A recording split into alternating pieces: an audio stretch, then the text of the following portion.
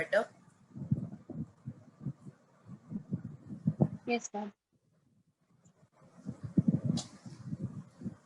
Okay, ये पूरा question solve हाँ कर। मैम, ये लास्ट टाइम हाफ कराया था लेकिन कर लिया था, पूरा हो गया था। अच्छा, कितनी 5 एंट्रीज डिस्कस कर ली थी हम लोगों ने? हाँ मैम। अब 6th एंट्री है, paid salaries by cash 5000। Yes ma'am. देखो,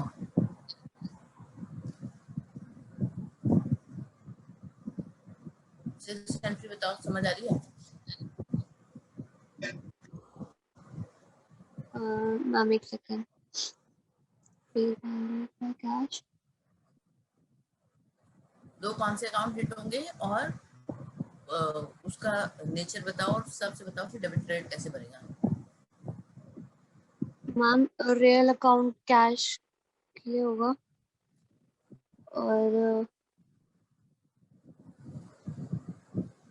हमने क्या पे किया? मैम सैलरीज पे करिए। सैलरी पर्सनल अकाउंट में कंपनी के लिए एक्सपेंस है, बिजनेस पॉइंट ऑफ व्यू से देखना है ना हमें बिजनेस के पॉइंट से देखना है, right?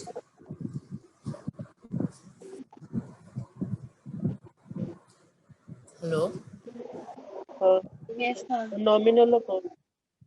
Nominal account, very good.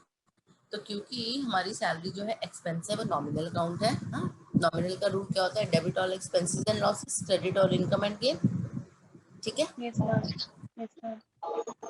Salary क्योंकि एक्सपेंस है और डेबिट होते हैं एक्सपेंसेस मेरे, तो सैलरी डेबिट हो गई। कैश मेरा रियल अकाउंट है। रियल अकाउंट का क्या रूल होता है? Debit comes in, credit what goes out. Cash is going out because we are paying salary in cash. Yes ma'am. Cash जाएगा तो कैश मेरा क्रेडिट हो जाएगा, तो एंट्री हो जाएगी salary account debit to cash account. ठीक है, yes ma'am. Yes ma'am. Doubt? No ये मैम। डाउट है? पक्का? ठीक है, हाँ। एक बार ना देखो, ये चीजें ऐसी हैं, जब प्रैक्टिस करते रहोगे ना, और वो सबसे पहले जब भी आपको जनरल एंट्री पढ़नी है, पहले रूल पढ़ने हैं, रूल पढ़ के लॉजिक समझना है, लॉजिक समझ के सारी एंट्रीज फटाफट हो जाएंगी। और एग्जाम में आपके क्वेश्चन आया भी हुआ है, one of the question paper के अंदर जनरल एंट्रीज का क्वेश्चन आया हुआ है, बहुत ईजी होता है वो। But condition is you should understand the logic. आपके अगर वो डेबिट क्रेडिट क्लियर है ना, आप बहुत आराम से कर लोगे। ठीक है, अच्छा नेक्स्ट एंट्री क्या बोलते हैं? Paid Lipton and company by cheque for the purchase made on 4 January. जो 4 जनवरी को मैंने क्रेडिट में उससे खरीदा था सामान, उसके लिए मैंने चेक पेमेंट करी है अभी लिप्टन एंड कंपनी को। ठीक है, अब देखो एंट्री समझ में आई? Paid Lipton and company by cheque for the purchase made on 4 Jan, meaning समझ आ गया? Yes ma'am. अमाउंट कितना होगा फिर? Sorry ma'am. अमाउंट कितना होगा? अमाउंट, इसमें अमाउंट मेंशन नहीं है ना? 7th एंट्री में मैम अमाउंट 10,000 मैम, 10,000। क्योंकि जो हमने 4th को परचेज किया था क्रेडिट पे, हाँ। उसका हम 7 जन को कर रहे हैं। ठीक है, तो अब इसकी एंट्री में देखो। अच्छा एक चीज और देखो, 4th को हम लोगों ने जब परचेज किया था, 4th एंट्री देखो आप ध्यान से, तो purchase account debit to Lipton and company किया था, क्योंकि यहाँ पर कैश नहीं गया था, हमने लिप्टन एंड कंपनी को क्रेडिट किया था, क्योंकि लिप्टन एंड कंपनी के पास क्रेडिट से, मतलब लिप्टन कंपनी हमने क्रेडिट से परचेज किया था। ठीक है, अब जब हम पे करेंगे उसको 7th को, तो हम क्या करेंगे? लिप्टन एंड कंपनी को डेबिट कर देंगे। क्यों डेबिट करेंगे इसमें? भाई दो अकाउंट हिट हो रहे हैं, लिप्टन कंपनी जिसके पास पैसा जा रहा है, और हमारे बैंक से, क्योंकि चेक पेमेंट हुई है। तो बैंक का तो सिंपल लॉजिक है, रियल अकाउंट है, debit what comes in and credit what goes out. तो बैंक जा रहा है तो क्रेडिट हो जाएगा। लेकिन लिप्टन कंपनी डेबिट क्यों हुई, इसका भी रीजन बताओ मुझे।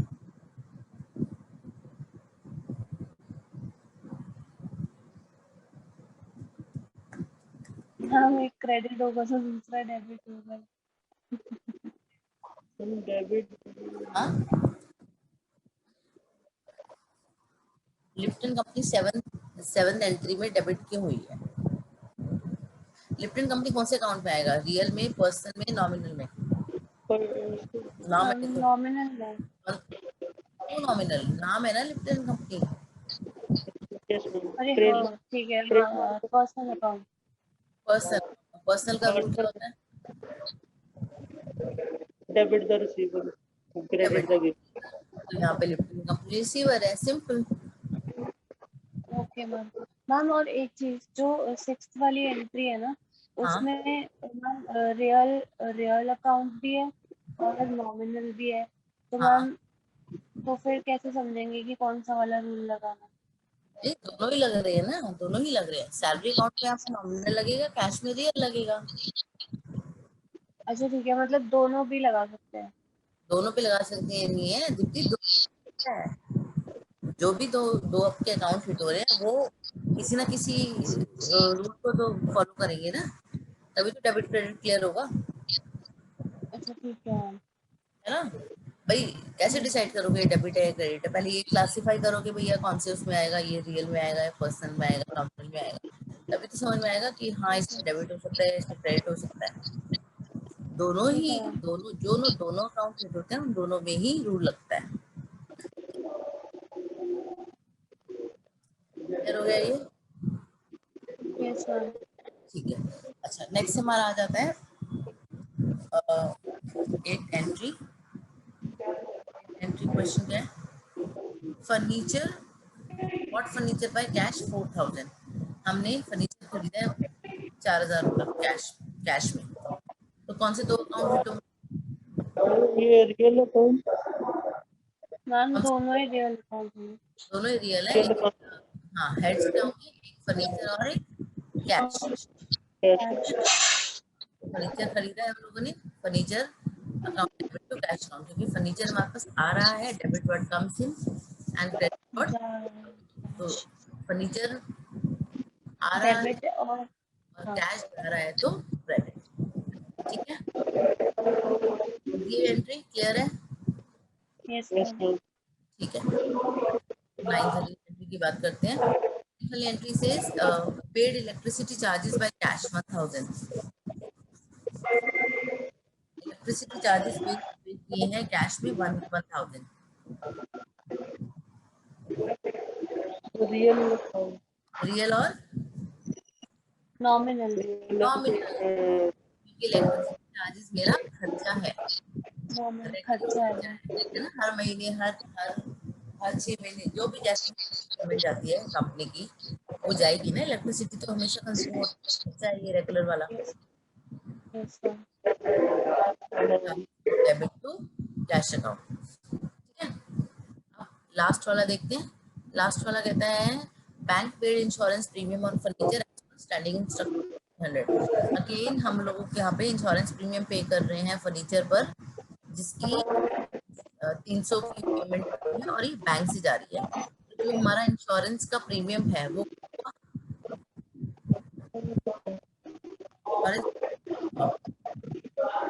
कर रहे हो। पर्सनल। पर्सनल क्यों होगा? लॉजिक बताओ। मैम ये सेक्स हम्म, मैम ये आवाज नहीं आ रही नॉमिनल होगा।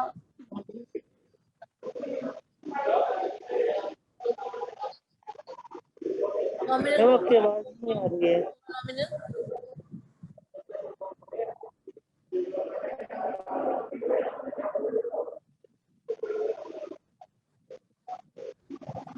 सिंह तुम अपना माइक म्यूट करो। मैम आपकी हाँ, आवाज नहीं आ रही। आवाज नहीं आ रही, मैंने तो फुल किया हुआ है बल्कि।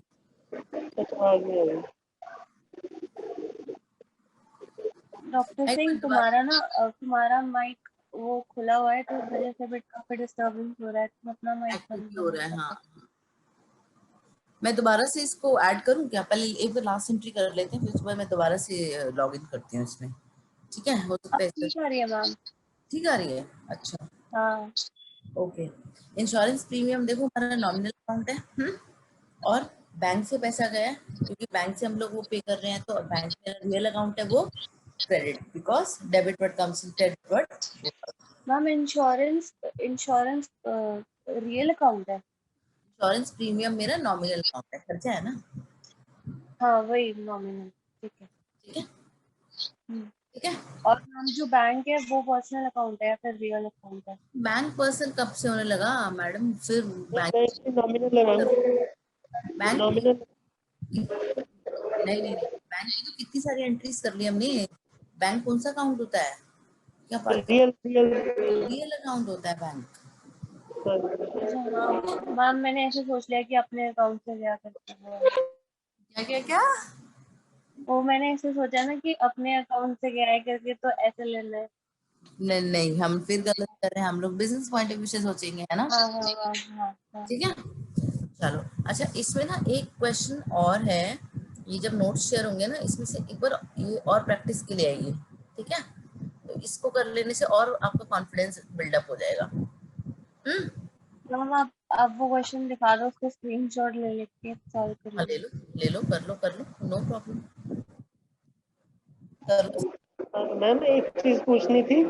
हाँ हेलो हाँ जी हाँ जी। मैम, मैम इसमें थोड़ा सा कंफ्यूजन आ रहा था कि पर्सनल अकाउंट में और नॉमिनल अकाउंट, सैलरी अकाउंट है जो, हाँ सैलरी अकाउंट जो होता है वो पर्सनल अकाउंट में भी होता है और उसको वो नॉमिनल अकाउंट में भी आ जाता है, दोनों में आता है क्या सैलरी अगर अकाउंट? अगर अगर आप बिजनेस के पॉइंट ऑफ व्यू से देखोगे, है ना, हाँ व्यू से देखोगे तो आपका वो नॉमिनल है क्योंकि खर्चा है, हाँ हाँ ठीक है। हाँ हाँ। तो अगर जब भी जनरल एंट्रीज आप बनाओगे तो उसको नॉमिनल में रखोगे, पर्सनल नहीं रखोगे। मगर किसी पर्सन के पॉइंट ऑफ व्यू से देखोगे, अगर उसकी सैलरी वो रिसीव हो गई है उसके, तो वो उसका पर्सनल हो जाएगा, ठीक है। लेकिन बिजनेस पॉइंट ऑफ व्यू से it will always be a nominal account, because that's an expense for the company. जो भी खर्चे होते हैं ना, जो आपको रेकरिंग में आपको देने होते हैं हमेशा, वो आपके नॉमिनल में आ जाते हैं, ठीक है। ठीक है। अब इसका स्क्रीनशॉट ले लो, मैम आगे आगे कर दो। ये वाला ले लिया, 6 तक हो गया था मैम। ठीक है, अब ये ले लो, हो गया मैम। आपने भी कर लिया डॉक्टर सिंह, मैम कर रहा हूँ, एक सेकंड, एक सेकंड मैम, एक मिनट। इसका सोल्यूशन का भी ले लो, आपको ये प्रैक्टिस करना इजी होगा।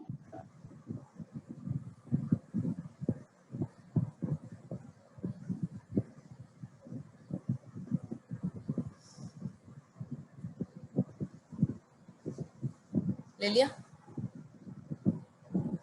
हाँ ma'am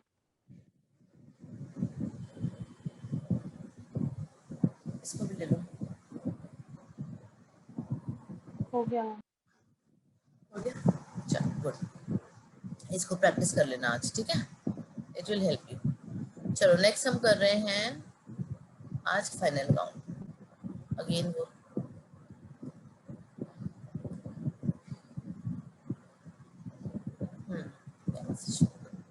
okay. So final count basically होता क्या है? फाइनल अकाउंट एक ऐसी पिक्चर है, ऐसा अकाउंट्स है जिसमें हम लोग जो कंपनी की एक फाइनेंशियल पोजीशन है for a period of 1 year, वो हम दिखाते हैं, ठीक है। एक साल में उसका कैसा प्रॉफिट एंड लॉस रहा, क्या ट्रेडिंग कर रहा, उसकी बैलेंस शीट कैसी है, वो हमारी जो ओवरऑल पिक्चर रहती है वो हमारी फाइनल अकाउंट में आती है, ठीक है। यहाँ से स्टार्ट है ये, ठीक है। Yes ma'am. ओके, 3 अकाउंट्स होते हैं इसके अंदर हमारे, सबसे जो बनाया जाता है इसके फॉर्मेट में, एक होता है मेरा ट्रेडिंग अकाउंट, एक होता है मेरा प्रॉफिट एंड लॉस अकाउंट, और तीसरा मेरा हो जाता है बैलेंस शीट, ठीक है। अच्छा, अब फाइनल अकाउंट हम क्यों प्रिपेयर करते हैं, इसका ऑब्जेक्टिव क्या है? सबसे पहले हम लोग फाइनल अकाउंट इसलिए प्रिपेयर करते हैं, एक तो हमें इसमें प्रॉफिट कैलकुलेट होता है कि मेरा ग्रॉस प्रॉफिट कितना है, नेट प्रॉफिट कितना है, या मेरा ग्रॉस लॉस क्या है, नेट लॉस क्या है, मतलब इस बार जो मैंने काम किया उसमें मेरा क्या निकल के आ रहा है, फायदा निकल के आ रहा है या नुकसान निकल के आ रहा है, ठीक है। सबसे पहले हमें तो वो कैलकुलेट करने में हमारा ये फाइनल अकाउंट हमें हेल्प करता है। दूसरा, बैलेंस शीट जो है आपको एक करेक्ट फाइनेंशियल पोजीशन बताती है कंपनी की कि ओवरऑल इसके अंदर किस तरह से खर्चे रहे, किस तरह से फायदे रहे, किस तरह का प्रॉफिट रहा, और एसेट्स कितनी है, उसकी लाइबिलिटी कितनी है। तो वो सब बैलेंस शीट को जब हम मैच करते हैं लास्ट में, हमारी कैपिटल कितनी है, कैपिटल एनहांस हुई है नहीं हुई है, कुछ ड्राइंग्स तो नहीं हुई है। ड्राइंग्स का मतलब होता है कि जो पर्सनल यूज के लिए हमने उसमें से खर्चे निकाल लिए, या किस तरीके से हमारे यहाँ पर एक्सपेंसेस मीट हुए हैं, कोई प्रोविजन बने इस बार, तो वो सब चीजें इसमें पता चल जाती हैं। ठीक है। अच्छा, उसके बाद कह रहे हैं कि एक और इसमें एक अच्छी चीज होती है कि जो भी आपके डायरेक्ट खर्चे हैं और इनडायरेक्ट खर्चे हैं, हम उसको भी बाइफरकेट कर पाते हैं, क्योंकि हमारे इसमें 3 अकाउंट्स बनते हैं, आपका trading account, profit and loss account और बैलेंस शीट। तो ट्रेडिंग और प्रॉफिट एंड लॉस के अंदर जो खर्चे आते हैं मेरे, ट्रेडिंग में वो खर्चे आते हैं जो डायरेक्ट एक्सपेंसेस हैं। डायरेक्ट एक्सपेंसेस कौन से होते हैं? जो फैक्ट्री में होने वाले खर्चे होते हैं, या जब अक्सर जैसे फॉर एग्जांपल कुछ प्रोडक्शन हो रहा है, तो वो फैक्ट्री में हुआ हुआ प्रोडक्शन जो है, वहां पे जो भी खर्चे होगा, फैक्ट्री की लाइट, फैक्ट्री की इलेक्ट्रिसिटी, फैक्ट्री की स्टेशनरी, फैक्ट्री का कोई फ्रेट है, कोई किराया है, वो सारी चीजें जो है डायरेक्ट एक्सपेंसेस में आ जाएंगी। तो वो मेरा वहाँ ट्रेडिंग अकाउंट में चला जाता है। और जो इनडायरेक्ट खर्चे होते हैं, जैसे जो ऑफिस से जुड़े हुए लोग होते हैं, जैसे ऑफिस वालों की सैलरी देना, स्टेशनरी यूज करना, ऑफिस में लाइट यूज हो रही है, ऑफिस में इलेक्ट्रिसिटी यूज हो रही है, ऑफिस में किसी तरह की कोई प्रिंटिंग हो रही है, या हम कोई इंटरेस्ट पे कर रहे हैं, या कोई प्रीमियम पे कर रहे हैं, या कोई प्रीमियम मिल रहा है, कोई इंटरेस्ट मिल रहा है, वो सारा जो कैलकुलेशन है वो प्रॉफिट एंड लॉस अकाउंट में होता है, तो वो इनडायरेक्ट एक्सपेंसेस हो जाता है। तो फाइनल अकाउंट से हमें एक तो डायरेक्ट और इनडायरेक्ट खर्चों का भी एक बाइफिकेशन मिल जाता है। ठीक है।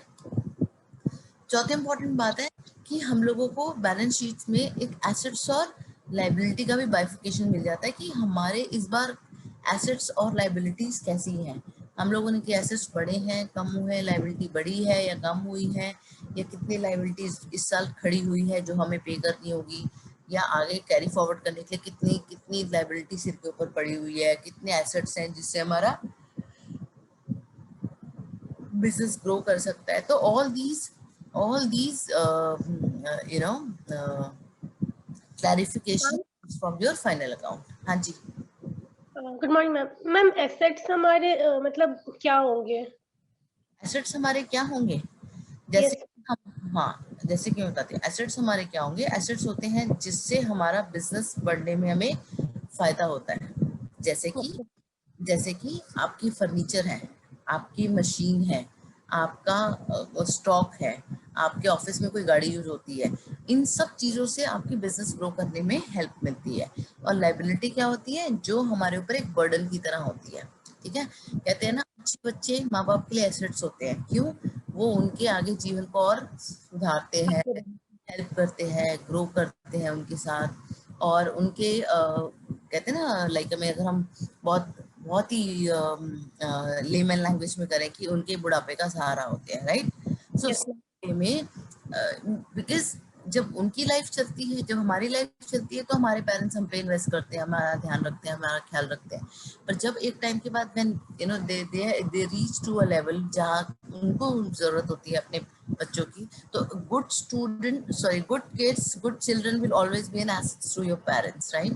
एंड कुछ बच्चे जैसे कुछ खराब निकल जाते, खराब का मतलब ये है कि कोई बैड हैबिट्स में चले गए, दे डोंट केयर, वो करियर पे नहीं फोकस कर रहे, पढ़ाई अच्छे से नहीं कर रहे, देन ऑफ कोर्स वो लाइबिलिटी है, बिकॉज आप उनके ऊपर आपको कंटिन्यूस और देना है ना, वो लाइफ को उनकी हेल्प नहीं कर पाएंगे।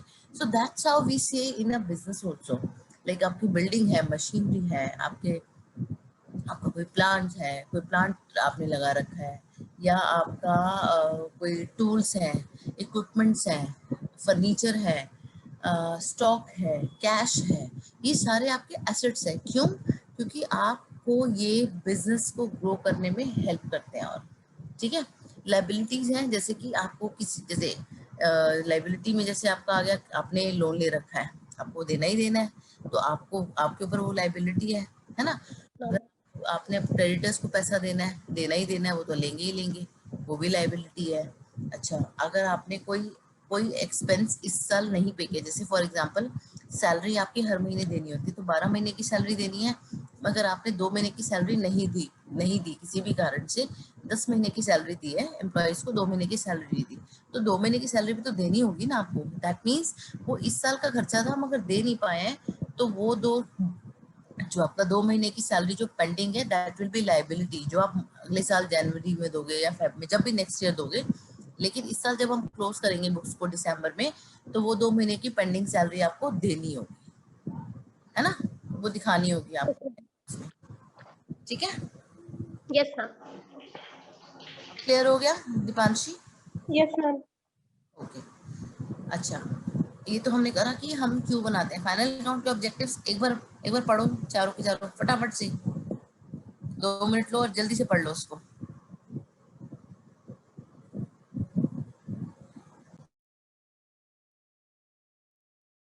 क्योंकि मैं फिर क्वेश्चन पूछूंगी इसके ऊपर।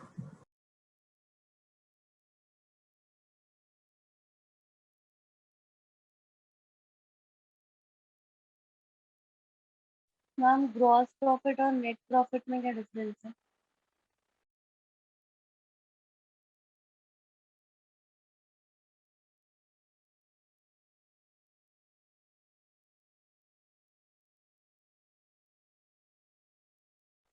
हेलो।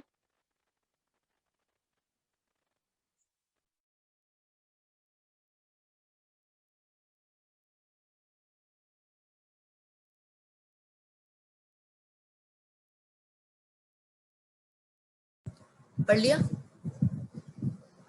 मैम ग्रॉस प्रॉफिट और नेट प्रॉफिट में क्या डिफरेंस है? अच्छा, मतलब जो क्वेश्चन मैंने पूछना था वो क्वेश्चन मुझसे पूछ लिया, वेरी गुड। ठीक है, बताती हूँ। और कुछ क्वेश्चन है इसमें? और सबने पढ़ लिया?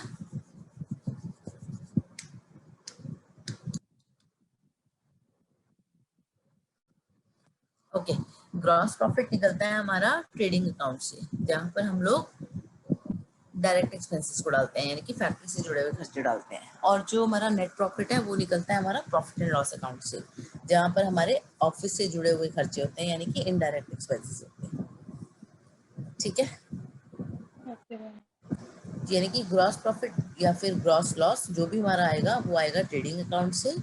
नेट प्रॉफिट या नेट लॉस हमारा जो आएगा वो आएगा हमारा प्रॉफिट एंड लॉस अकाउंट से। ठीक है, क्लियर? Okay ma'am.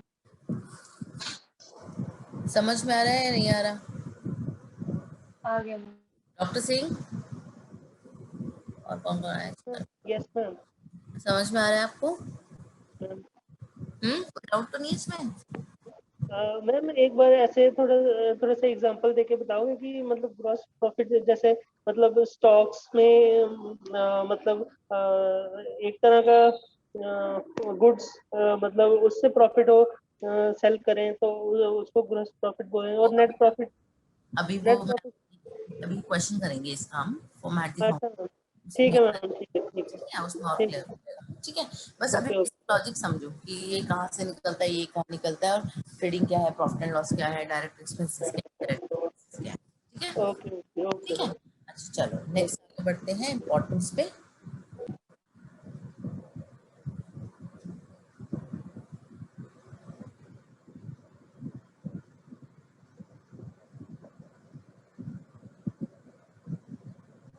ओके, ये क्यों जरूरी है हमारे लिए? एक तो ये कह रहे हैं कि जैसे जैसे साइज बढ़ेगा बिजनेस का, हमारी मैनेजमेंट को भी ग्रो करना है। ठीक है, तो मैनेजमेंट को ग्रो करना है तो हम लोगों को एक प्रॉपर, हमारे पास एक वे होना चाहिए कि हम कैसे कंट्रोल करें अपने बिजनेस को।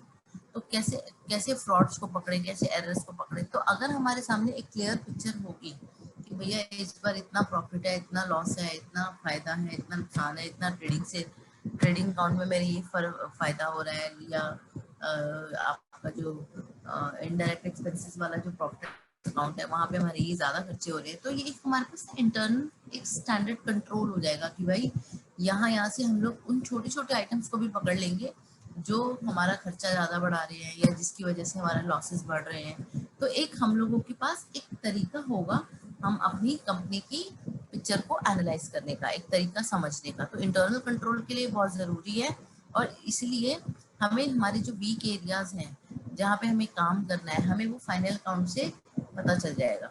तो हमारे को वो एक सबसे बड़ा फायदा है ऑर्गेनाइजेशन पॉइंट ऑफ व्यू से। दूसरा, जो हमारे इन्वेस्टर्स हैं या मेरे जो एक्सटर्नल कंपोनेंट्स हैं, जैसे कि शेयर होल्डर है, जो इन्वेस्टर्स हैं, वो लोग जो पैसा लगाते हैं हमारे बिजनेस के, उनके पास भी एक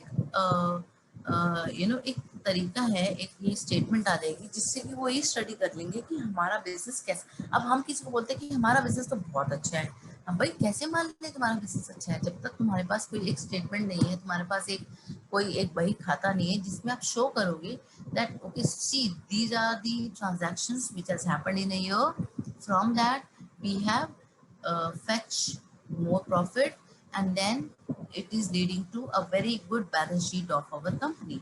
तो ये जब आपके पास फाइनल अकाउंट होगा, तो फाइनल अकाउंट जो है एक स्टेटमेंट रहेगा जिसमें आपके तीनों अकाउंट्स तैयार होंगे। तो आपके पास एक ड्राफ्ट है, आपके पास एक ब्लूप्रिंट है जिससे आप अपने इन्वेस्टर्स को दिखा पाएंगे, या जिससे कोई भी आपका इन्वेस्टर, कोई भी एक्सटर्नल पर्सन ये देख पाएगा कि आपकी कंपनी कैसा काम कर रही है। ठीक है, नेक्स्ट बोल रहे हैं कि फाइनल अकाउंट एक तो कंपल्सरी होता है कंपनीज के लिए ना, as per the government rule. ठीक है, इसका एक पर्टिकुलर फॉर्मेट होता है। तो इसमें हमारा जो भी डेटा होगा, जो भी इंफॉर्मेशन होगी, वो हम, क्योंकि as per the government rule ये पब्लिक के लिए ये पब्लिश होना जरूरी होता है। ठीक है, जो भी आपका पीरियोडिकल रहता है, एनुअली, या जब भी आपके बनते हैं 6 महीने में या क्वार्टर, जैसे भी आपको इंस्ट्रक्शन होगी कंपनी की, लेकिन ये होना बहुत जरूरी है, ये करना बहुत जरूरी है, ये कंपल्सरी है इस ये वाला फाइनल काउंट। तो फाइनल काउंट आपको एक ऑथेंटिकेटेड इंफॉर्मेशन देता है पब्लिक को, जहाँ से पब्लिक कंपनी को प्रॉपर्ली जज कर पाती है कि कंपनी कैसा कर रही है। उसके बेसिस पे उसके जो इन्वेस्टर्स और शेयर होल्डर्स के साथ साथ जो पब्लिक है, normal public, common public, consumers, even जो आपकी, इवन अगर हम इंटरनल की बात करें तो एम्प्लॉयज, या फिर कॉमन पब्लिक में बात करें, जो लोग अपनी कंपनी में आगे काम करना है सोचते हैं या चाहते हैं, वो भी कंपनी की पोजीशन को देख पाएंगे, और इससे उनको एक ऑथेंटिकेटेड इन्फॉर्मेशन मिलेगी कि yes, the company is doing well. और कंपनी अगर नहीं अच्छा कर रही है, कुछ प्रोडक्ट्स में चेंजेस आ रहे हैं, वो सारी चीजें भी उससे आप, क्योंकि कंपनी का कुछ प्रॉफिट एंड लॉस को हिल रहा है, या कोई भी कुछ भी एनी इंफॉर्मेशन, या कंपनी अपना कुछ फर्दर शेयर इशू करना चाहती है पब्लिक से, तो अभी उसको पहले अपनी बैलेंस शीट दिखानी पड़ेगी ना कि कैसी है, अभी कितना एसेट्स है हम लोगों के पास। तो वो सारी ऑथेंटिकेटेड इंफॉर्मेशन पब्लिक को फाइनल अकाउंट से शो हो जाती है। ठीक है, एनी क्वेश्चन? No ma'am. सबको समझ में आई चार ये points? Yes ma'am. Yes ma'am. ठीक है, इजी है ना, बहुत इजी है, इसको आराम से पढ़ लेना, बहुत इजी है और बहुत हेल्पफुल रहेगा, और ये एग्जाम में आता है देखो। अच्छा, फायदे क्या है वो तो हम लोगों ने पढ़ा कि इम्पोर्टेंस क्या है, ऑब्जेक्टिव क्या है, क्यों बनाना चाहिए। अब इसके फायदे क्या है, देखो सिंपल सी बात है, हमारे पास एक्यूरेसी रहेगी। क्यों? क्योंकि एक प्रॉपर फॉर्मेट फॉलो हो रहा है, प्रॉपर तरीके लग रहे हैं, प्रॉपर कैलकुलेशन हो रही है, तो एक्यूरेट इन्फॉर्मेशन रहेगी। ठीक है, अच्छा, अगर कोई किसी तरह की कोई मिस्टेक्स हैं, जो प्रिपरेशन का कोई गलती से मिस्टेक हो जाती है किसी भी पर्टिकुलर ट्रांजेक्शन में, कोई एंट्री में, तो वो जब हम फाइनल अकाउंट प्रिपेयर कर रहे होते हैं तो वो भी हमारा वहाँ पे रेक्टिफाई हो जाता है, क्योंकि सामने सामने क्लियर पिक्चर आ जाती है ना। अच्छा, उसके बाद जो भी हमारा बिजनेस वैल्यूएशन है, बिजनेस का इवैल्यूएट करना कि भैया किस हिसाब से चल रहा है, उसके बाद उसका आगे टोटल उसकी क्या वैल्यूएशन रहेगी, वो उसके लिए भी हमारे को एक बेसिस मिल जाता है। उसके बाद इसी तरह का कोई, क्योंकि ये हमारी एक स्टेटमेंट है जिसमें हम लोग अपना प्रॉफिट एंड लॉस क्लियर कर रहे हैं, अपना बैलेंस शीट क्लियर कर रहे हैं, तो कहीं से कोई फ्रॉड होने के चांसेस अगर होते हैं तो वो भी हमारे कम हो जाएंगे, क्योंकि इससे रिस्क खत्म हो जाता है हमारा, क्योंकि हमारी सारी ट्रांजैक्शन एक ही बार में सारे अकाउंट्स के अंदर आ जाती है। तो जो भी हमारी जहाँ जहाँ भी ट्रांजैक्शन हुई, जैसे मेरा स्टॉक गया है, आया है, कोई खर्चा हुआ है, कोई इनकम हुई है, कोई इंटरेस्ट मिला है, कोई कमीशन मिला है, कोई कमीशन पे किया है, कुछ सेल किया है, कुछ परचेज किया है, कुछ आग लग गई है तो हमारा कुछ स्टॉक उड़ गया है, कुछ प्रीमियम, सारी जितनी भी बिजनेस की ट्रांजैक्शन है वो सारी इस फाइनल अकाउंट के अंदर आ जाती है।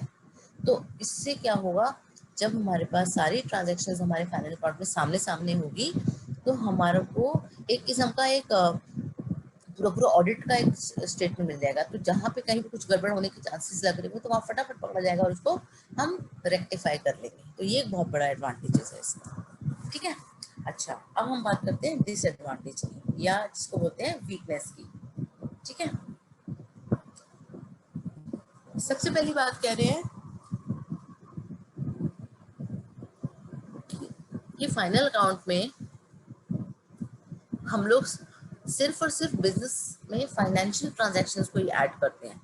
कुछ और अगर कोई ट्रांजैक्शन हुई है, जैसे अगर हम कह रहे हैं कि फाइनल अकाउंट हम पब्लिक को शो करते हैं अपना कि भैया देखो हमारी कंपनी कितनी अच्छी है, कितना प्रॉफिट है, कितना लॉस है, जो भी है। अब कंपनी को अगर हम एनालाइज करें तो सिर्फ पैसों से ही नहीं, बहुत सारी और भी, जैसे मुझे फॉर एग्जांपल किसी कंपनी में काम करना है या आपको किसी कंपनी को काम करना है, तो वहाँ पर आप वहाँ का एक वर्क एनवायरनमेंट भी चेक करोगे, वहाँ पे किस तरीके से एम्प्लॉय को ट्रीटमेंट मिलता है, वो सारी चीजें आपकी फाइनल अकाउंट में तो नहीं होंगी ना, क्योंकि फाइनल अकाउंट में तो सिर्फ हम लोग पैसे से जुड़ी ट्रांजैक्शंस को देख रहे हैं। जो नॉन मॉनेटरी ट्रांजैक्शंस हैं that will not be there in the final account. So in order to judge the actual scenario of company, final account will not be sufficient.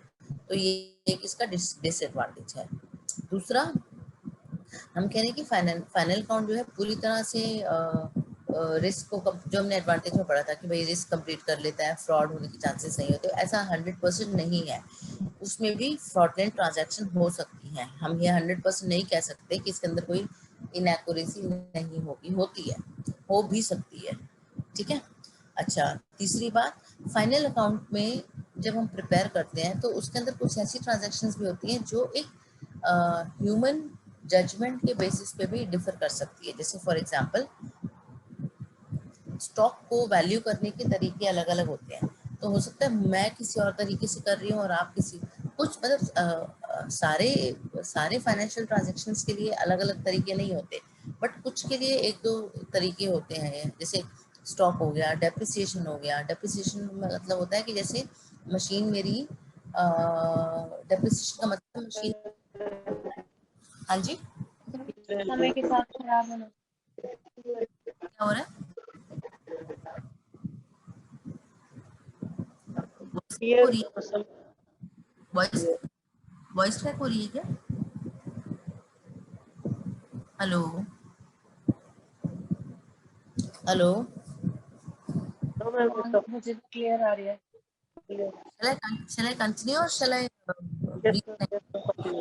अच्छा, ठीक है, ठीक है, ओके। जैसे डेप्रिसिएशन क्या होता है? डेप्रिसिएशन का मतलब है जैसे कि मशीन है फॉर एग्जांपल कोई, उसकी वैल्यू कम हो जाना due to wear and tear या फिर ऑब्सोलीसेंस।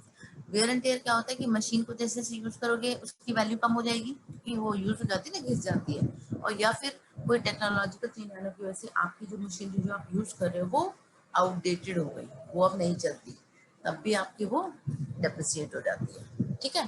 तो अब कई लोग स्ट्रेट लाइन डेप्रिसिएशन यूज करते हैं, कोई कोई कोई ब्रेक डाउन यूज करते हैं। अब डिपेंड करता है कि कौन सी कंपनी कौन सा मेथड यूज करना चाह रही है, तो वो टोटली उनके पर्सनल जजमेंट पे आ जाता है। तो इसका मतलब ये कह रहे हैं कि फाइनल अकाउंट भी ऐसा है जिसके अंदर कहीं ना कहीं ह्यूमन जजमेंट की वजह से या मैनेजमेंट जजमेंट की वजह से या पर्सनल जजमेंट की वजह से भी ट्रांजैक्शंस वेरी कर सकती हैं। तो 100% हमें उसमें एक्चुअल पिक्चर, रियल पिक्चर या एक्यूरेट पिक्चर नहीं भी हो सकती, तो चांसेस एरर्स के, इश्यूज के भी हो सकते हैं, ठीक है।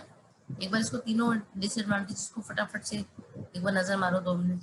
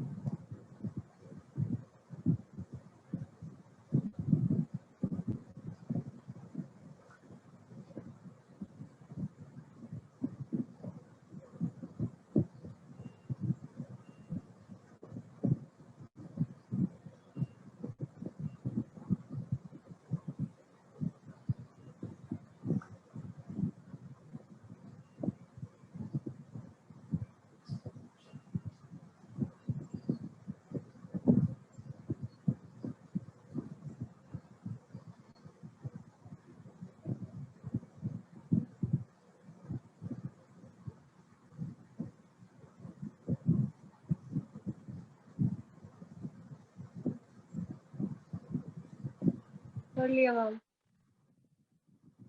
पढ़ लिया? कोई दिक्कत? No ma'am. आगे बढ़े। अब बिल्कुल फोकस के साथ, बिल्कुल फोकस के साथ पढ़ना है इसको, ठीक है? बिल्कुल भी माइंड डेविएट नहीं होना चाहिए, ओके? और if you want a break of 1-2 minutes, को पानी वानी पीना है तो पी लो, क्योंकि इसमें नहीं हिलेंगे बिल्कुल भी। नहीं मैम, नहीं चाहिए। अरे doctor Singh, No, ma'am. Go on. Go ahead. Trading account सबसे पहला हमारा बनता है ट्रेडिंग अकाउंट। बहुत ध्यान से पढ़ना है इसको, बहुत ध्यान से समझना है, और बहुत इजी है ये, बहुत ज़्यादा इजी है, बट ध्यान से करना है। ये हमारा फॉर्मेट दिया हुआ है हम लोगों को। सबसे फॉर्मेट ऑफ ट्रेडिंग अकाउंट वहाँ पे लिखना नहीं है, फॉर्मेट ऑफ ट्रेडिंग है, ये जस्ट मेंशन किया हुआ है आपके रेफरेंस के लिए। लेकिन ये जो पूरा बॉक्स बना हुआ है, ये आपका ये पूरा जो बॉक्स है, ये फॉर्मेट है, इस तरह से ही बनाया जाता है हमारा ट्रेडिंग। तो कभी भी किसी भी कंपनी का जब ट्रेडिंग अकाउंट बनाएंगे या कोई भी अकाउंट बनाएंगे, सबसे पहले उसका नाम आएगा trading account of so and so limited, XYZ ABC जो भी है, ठीक है? उसके बाद हम बनाते हैं उसका पीरियड, कि कौन से साल, मतलब कौन से पीरियड के लिए बन रहा है। दो तरह के पीरियड होते हैं, एक आपका रहता है फाइनेंशियल ईयर, फाइनेंशियल कैलेंडर होता है, और एक होता है हमारा कैलेंडर ईयर। तो आपका जो कैलेंडर ईयर स्टार्ट होता है वो होता है जनवरी टू दिसंबर, जो नॉर्मली कैलेंडर के अंदर होता है, ठीक है? दूसरा जो फाइनेंशियल होता है आपका, वो होता है अप्रैल टू मार्च, ठीक है? तो यहाँ पर जब अगर आप देख रहे हो for the period ending 31/3/2014, that means ये मार्च का शो कर रहे हैं, ठीक है? Yes ma'am. ठीक है, अच्छा। अब यहाँ पे अमाउंट जो तरीका है वो पर्टिकुलर्स अमाउंट। सबसे पहले पर्टिकुलर्स में यहाँ पे ओपनिंग स्टॉक सबसे पहले दे रखा है। ओपनिंग स्टॉक मींस जो पिछले साल मेरा सामान क्लोज होते होते बच गया होगा ना, चाहे वो फिनिश गुड्स है, चाहे वो रॉ मटेरियल है, चाहे वो सेमी फिनिश गुड्स है, वो स्टॉक के अंदर आ जाएगा। तो जो पिछले साल का क्लोजिंग स्टॉक था वो इस साल का ओपनिंग स्टॉक हो जाएगा, ठीक है? मैम क्लोजिंग स्टॉक और ओपनिंग स्टॉक है क्या? क्लोजिंग स्टॉक और ओपनिंग स्टॉक क्या है? Yes ma'am. Okay, closing opening stock क्या होता है कि साल की शुरुआत में जो भी आपका पिछले साल का माल बचा हुआ है, वो इस पिछले साल जो माल बचा हुआ है, जो क्लोज करते करते बैलेंस शीट को क्लोज करते करते, यानी कि अगर बैलेंस शीट मेरी यानी कि फाइनल अकाउंट मेरा अगर आपका सपोज जैन टू दिसंबर वाला कैलेंडर ईयर फॉलो कर रहा है, तो कैलेंडर ईयर फॉलो करने में फॉर एग्जांपल दिसंबर में आपका 2 लाख रुपए का माल बचा हुआ था जो आपके फैक्ट्री में पड़ा हुआ है, ठीक है, बिका नहीं, तो वो इस साल मेरा 2 लाख जो है ओपनिंग स्टॉक हो जाएगा, ठीक ओके है? मैम। यानी कि जब मेरा नेक्स्ट ईयर की बुक्स ओपन हो रही हैं, मैं बना रही हूँ, उस टाइम पर हमारा जो पिछले साल का क्लोजिंग स्टॉक था वो इस साल का ओपनिंग स्टॉक आ जाएगा। मतलब मैम जो लेफ्ट स्टॉक ऑलरेडी हमारे पास है वही है ओपनिंग स्टॉक ना? वही है, बिल्कुल बिल्कुल बिल्कुल, है ना? अच्छा, Yes. उस आ जाता है मेरा परचेजेस में है योर, आपने जो भी परचेज किया है, गुड्स जो आपके आ जाते हैं, आपने जो गुड्स परचेज किए हैं वो मेरा परचेजेस के अंदर आ जाएगा, ठीक है? अच्छा, उसके बाद आते हैं मेरे डायरेक्ट एक्सपेंसेस। डायरेक्ट एक्सपेंसेस कौन से होते हैं, मैंने अभी बताया था, कौन से होते हैं डायरेक्ट एक्सपेंसेस? मैम जो भी फैक्ट्री का में जो हाँ, वेरी खर्चा होता है।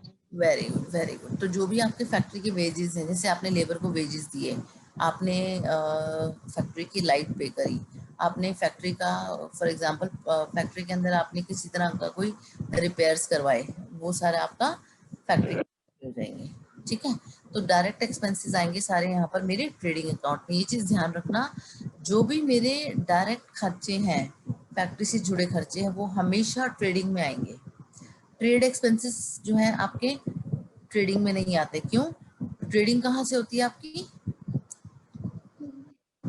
Trade business. होती है ऑफिस से लोग बात करके बेच सामान वामान मार्केटिंग करते हैं ना, ट्रेडिंग करते हैं, वो मेरा प्रॉफिट एंड लॉस अकाउंट में आएगा। ट्रेडिंग अकाउंट में सिर्फ फैक्ट्री से जुड़े खर्चे आएंगे।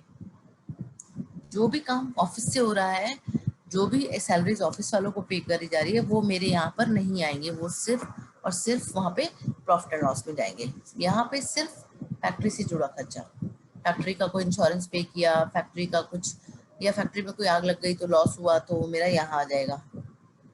ठीक है, इस तरीके के खर्चे जो हैं वो मेरे ट्रेडिंग में जाएंगे। अब आ जाते हैं हम लोग, अभी मूव करते हैं इधर राइट साइड पे, बाय सेल्स।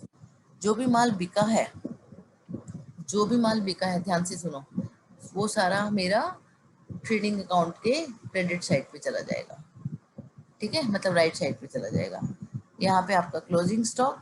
अब जब दोनों को हम लोग टोटल करते हैं ना, नीचे जैसे टोटल देखोगे आप, यहाँ पे एक्स एक्स एक्स एक्स लिखा, जब टोटल करते हैं तो देखते हैं कौन सा साइड ज्यादा है, लेफ्ट वाला साइड या राइट वाला साइड।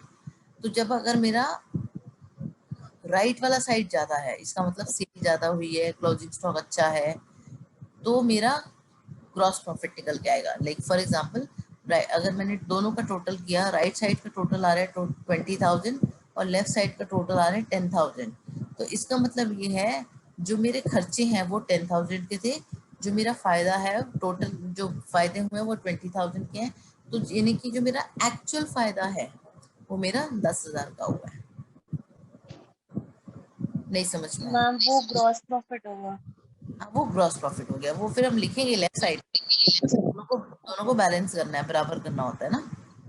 Okay ma'am. ठीक है, और अगर मेरे खर्चे ज्यादा इस साइड पे, मतलब लेफ्ट साइड वाला मेरा जो ये वाला अमाउंट है, ये मेरा 20 आ रहा है, और बाई सेल्स वाली साइड जो है मेरा ये टोटल यहाँ का 10,000 आ रहा है, इसका मतलब मेरा खर्चा ज्यादा हुआ है। तो 20,000 का खर्चे थे और 10,000 का फायदा है, तो यानी कि एक्चुअल में मेरे को 10,000 का, तो वो मेरा बाई ग्रॉस लॉस आ जाएगा। By gross loss carry forward, CD बोलते हैं, कैरी डाउन। लोगे सॉरी मैम, ये नहीं आया। नहीं समझ में आया? देखो, अगर राइट साइड पे फॉर एग्जांपल राइट साइड का टोटल आ रहा है 10,000 और लेफ्ट साइड का टोटल आ रहा है 20,000, तो इसका मतलब क्या हुआ, यानी कि 20,000 मेरे लॉस इस है 10,000। ये खर्चे दिखा रहा है और इस तरफ फायदे दिखा रहा है, तो खर्चे मेरे 20,000 का है, फायदा मेरा 10,000 का है, तो इसका मतलब क्या हुआ, 10,000 का लॉस आया। 10,000 का लॉस आया है। ठीक है, क्लियर हुआ? मैम जब यस मैम, मैम जब प्रॉफिट होगा तो ये तो लेफ्ट साइड में लिखेंगे और लॉस होगा तो ये राइट साइड में लिखना है। राइट साइड में और लिखना है। अगर सपोज प्रॉफिट हुआ है लॉस नहीं हुआ है तो फिर ये तो कॉलम नहीं बनेगा ना, बाय ग्रॉस लॉस। कुछ ना कुछ तो सीधी वो होगा ही ना, क्रेडिट है। या तो प्रॉफिट होगा या लॉस होगा, एक तो निकल के आएगा ही। जब दोनों को और टोटल मैम करेंगे, क्लोजिंग स्टॉक क्या है? क्लोजिंग स्टॉक क्या है, जो इस साल आपने फॉर एग्जाम्पल आपने सामान खरीदा, बनाया, बेचा, पर फिर भी मेरे पास फॉर एग्जाम्पल 1 लाख का सामान बच गया end of the year, okay ma'am. मेरा क्लोजिंग स्टॉक आ गया। ठीक है, आगे बढ़े। मैम जो ग्रॉस लॉस के बाद जो सी डैश डी लिखा है वो उसका क्या फुल फॉर्म है? कैरी डाउन, कैरी डाउन, वो क्योंकि यहाँ से जो मेरा ग्रॉस प्रॉफिट या ग्रॉस लॉस आएगा ना, वो मेरे नेट, वो मेरे प्रॉफिट लॉस में मूव करेगा। ठीक है, अभी आगे बढ़ते ना, फिर दिखाती ये समझ, ये वाला समझ में आ गया यहाँ पर यस मैम। सबको? मैम फिर क्लोजिंग स्टॉक, मैम जो आपने जैसे एग्जांपल दी क्लोजिंग स्टॉक है जो 1 लाख का, वो फिर नेक्स्ट ईयर ओपनिंग स्टॉक बन जाएगा नेक्स्ट ईयर ओपनिंग बन जाएगा। अगर वो ठीक है, अच्छा। आगे बढ़े। हाँ जी मैम। देखो, प्रॉफिट एंड लॉस आ गया। एक बार इसको जस्ट एनालाइज करो, मेरे बताने से पहले इसको पढ़ समझने की कोशिश करो अपने आप, पहले सेल्फ नजर मारो अच्छे से, टेक 2 मिनट्स, स्टडी करो इसको, फिर मैं आपको एक्सप्लेन करूंगी, फिर क्वेश्चन करेंगे इसका।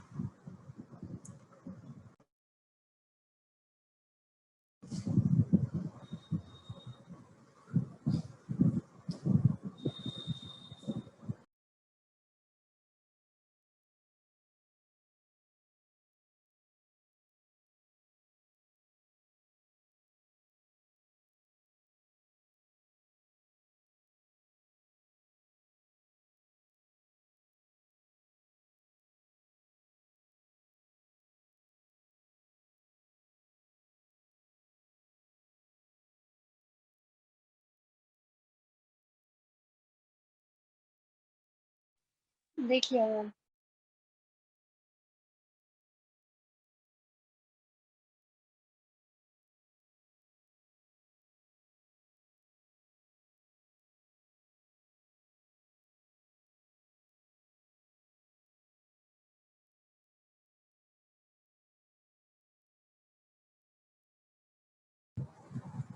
देखा थोड़ा सा समझ में कुछ आ रहा है हल्का हल्का?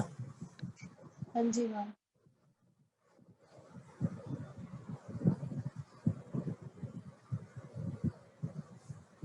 मैम कमीशन क्या है? अभी बताती हूँ, कमीशन भी बताती हूँ। चलो स्टार्ट करें, मैं बताऊँ शुरू से।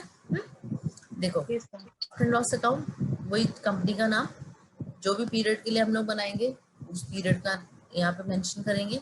देन पर्टिकुलर अमाउंट जो वहां पर हमारा प्रॉफिट हुआ था वो यहाँ मूव कर जाएगा,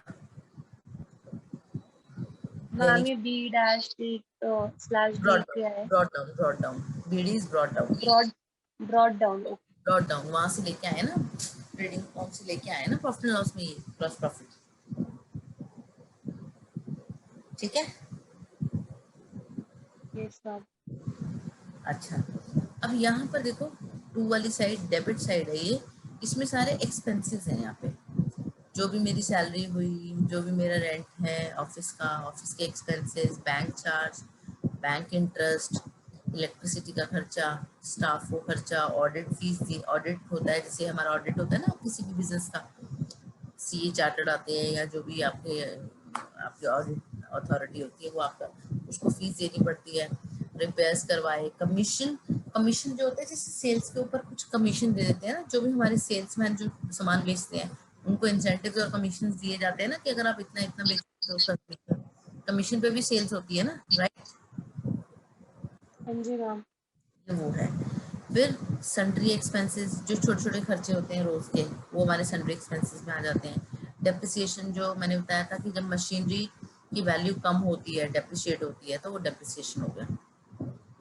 इसी तरह से हमारे राइट साइड पे चले जाओ, जो भी फायदे होंगे, जो भी इनकम होंगे, जैसे हम लोगों को अगर बैंक का इंटरेस्ट मिला, कोई डिस्काउंट मिला कहीं से, कोई हमारी कमीशन आई कहीं से, वो सारे जो फायदे होंगे वो मेरे राइट साइड पे, क्रेडिट साइड पे आ जाएंगे।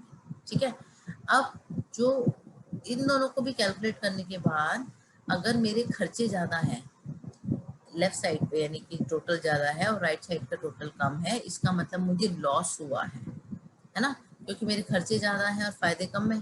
फॉर एग्जाम्पल खर्चे 1 लाख रुपए के हैं और फायदे 80,000 के हैं, तो 20,000 का मेरा लॉस हो गया। और वो हम लिखेंगे यहाँ पे बाय वाली साइड पे, by net loss transfer to balance sheet, क्योंकि हमें दोनों का टोटल बराबर करना होता है, इसलिए यहाँ पर नेट लॉस का अमाउंट जो बैलेंसिंग अमाउंट होगा वो यहाँ आ जाएगा, और यहाँ पर जो नेट लॉस या नेट प्रॉफिट जो भी कैलकुलेट करके आएगा उसको हम बैलेंस शीट में मूव करेंगे। यानी कि देखो, ये फ्लो आता जा रहा है, मतलब ट्रेडिंग का पहले फायदा नुकसान हमने प्रॉफिट एंड लॉस में जोड़ा, प्रॉफिट एंड लॉस का फायदा नुकसान हम फिर बैलेंस शीट में मूव करेंगे। ठीक है, क्लियर हुआ? Yes ma'am.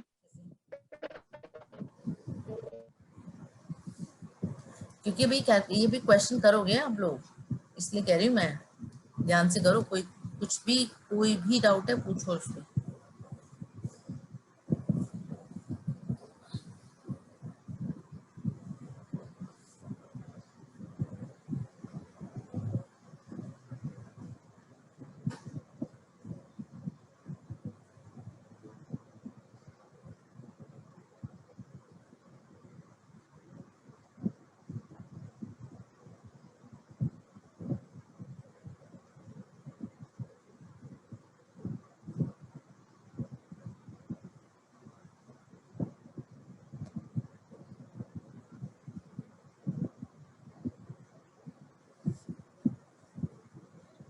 Guys, clear?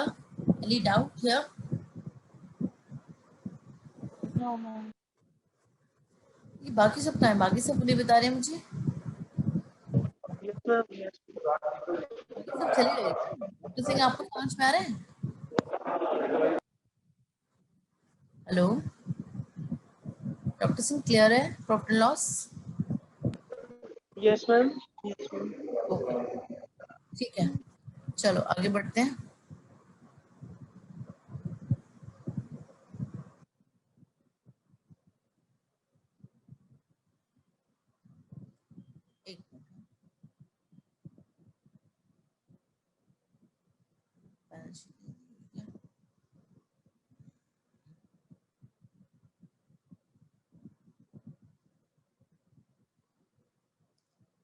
अच्छा, उसके बाद तीसरा जो फॉर्मेट होता है वो बैलेंस शीट का है।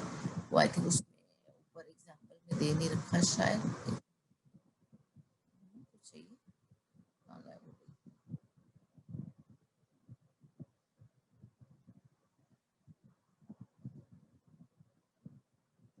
अच्छा, इसमें बैलेंस शीट रह गई, कोई बात नहीं।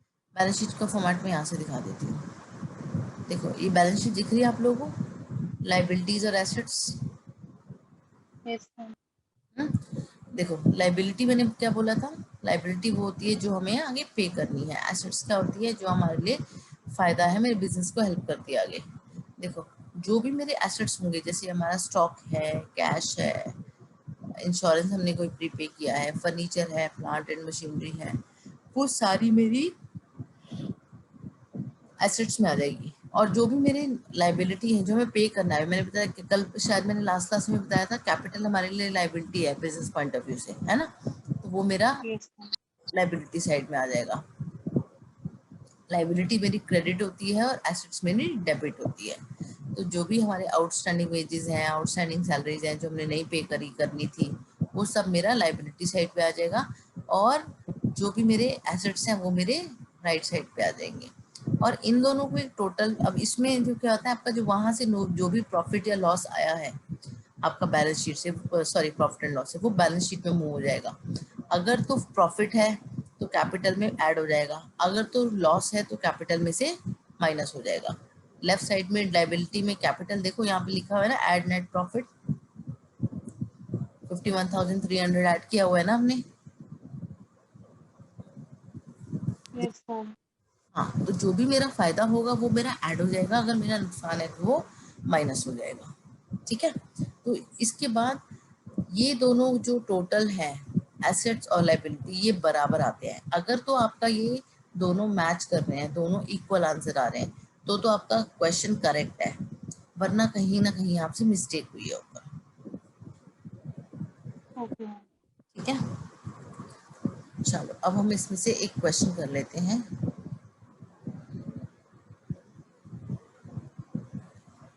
अब एक बार इस क्वेश्चन, अच्छा एक चीज और बताऊं मैं आपको, जब भी हमारा फाइनल अकाउंट बनता है, जैसे फाइनल अकाउंट पूरे साल की बुक्स होती है, ठीक है, तो कभी कभी eight the end of the year जब हम अपनी बुक्स क्लोज कर देते हैं, हमें कभी कभी लगता है अरे यार ये एंट्री तो रह गई, अरे यार ये चीज तो रह गई। तो उसको हम लोग पूरे फाइनल अकाउंट को दोबारा से ना छेड़ के, वहां हम उस फाइनल अकाउंट में एडजस्टमेंट कर देते हैं, अकाउंटेंट उसमें एडजस्टमेंट्स कर देते हैं। एडजस्टमेंट्स में क्या होता है कि जो भी जैसे कुछ रह गया, उसको हम लोग अपने प्रॉफिट एंड लॉस में या ट्रेडिंग में या बैलेंस शीट में जहां भी हिट होगा as per the nature of transaction, वहां पे वो एडजस्टमेंट को कर देंगे, ऐड माइनस जो भी करना होगा। ठीक है, और जो भी एडजस्टमेंट होती है, जैसे यहाँ पे नीचे एडजस्टमेंट दे रखी है 1 2 3 4, ये ना, stock on 31 March, wages amounting, ये जो मेरी एडजस्टमेंट है, इसकी ना हमेशा दो एंट्रीज होंगी। एक या तो प्रॉफिट एंड लॉस और ट्रेडिंग में, या ट्रेडिंग में और बैलेंस शीट में, या बैलेंस शीट और प्रॉफिट एंड लॉस में, या बैलेंस शीट और ट्रेडिंग में, ऐसे करके दो जगह पे इसकी चेंज एंट्रीज होंगी, दो अकाउंट में एंट्रीज होंगी, किसी तीन में से दो में एंट्रीज होंगी। ठीक है, तो कब मैम कब, एडजस्टमेंट की। हाँ एडजस्टमेंट की एंट्री एक बार नहीं, दो बार आती ओके। है। ठीक है, अब बिल्कुल कॉन्सेंट्रेट करके, बिना किसी डिस्टर्बेंस के, टेक 3 मिनट्स और इस क्वेश्चन को स्टडी करो एक बार स्क्रीनशॉट भी ले लो और क्वेश्चन को भी स्टडी करो। 15 हो रहे हैं, 16 सॉरी। मैं 3 मिनट में पूरे क्वेश्चन को फिर दोबारा से फिर समझाती हूँ मैं आपको वन बाय वन, पर पहले खुद पढ़ो इसको, क्वेश्चन को। 5 मिनट लेने तो ओके 5 मैम। मिनट, पर क्योंकि क्योंकि यहाँ ये वाला क्वेश्चन हम कर लेंगे ना, समझ लो हमने एग्जाम के लिए तैयारी कर ली, एग्जाम में आया हुआ है क्वेश्चन सॉल्व करने के लिए। तो take 5 minutes, analyse the question.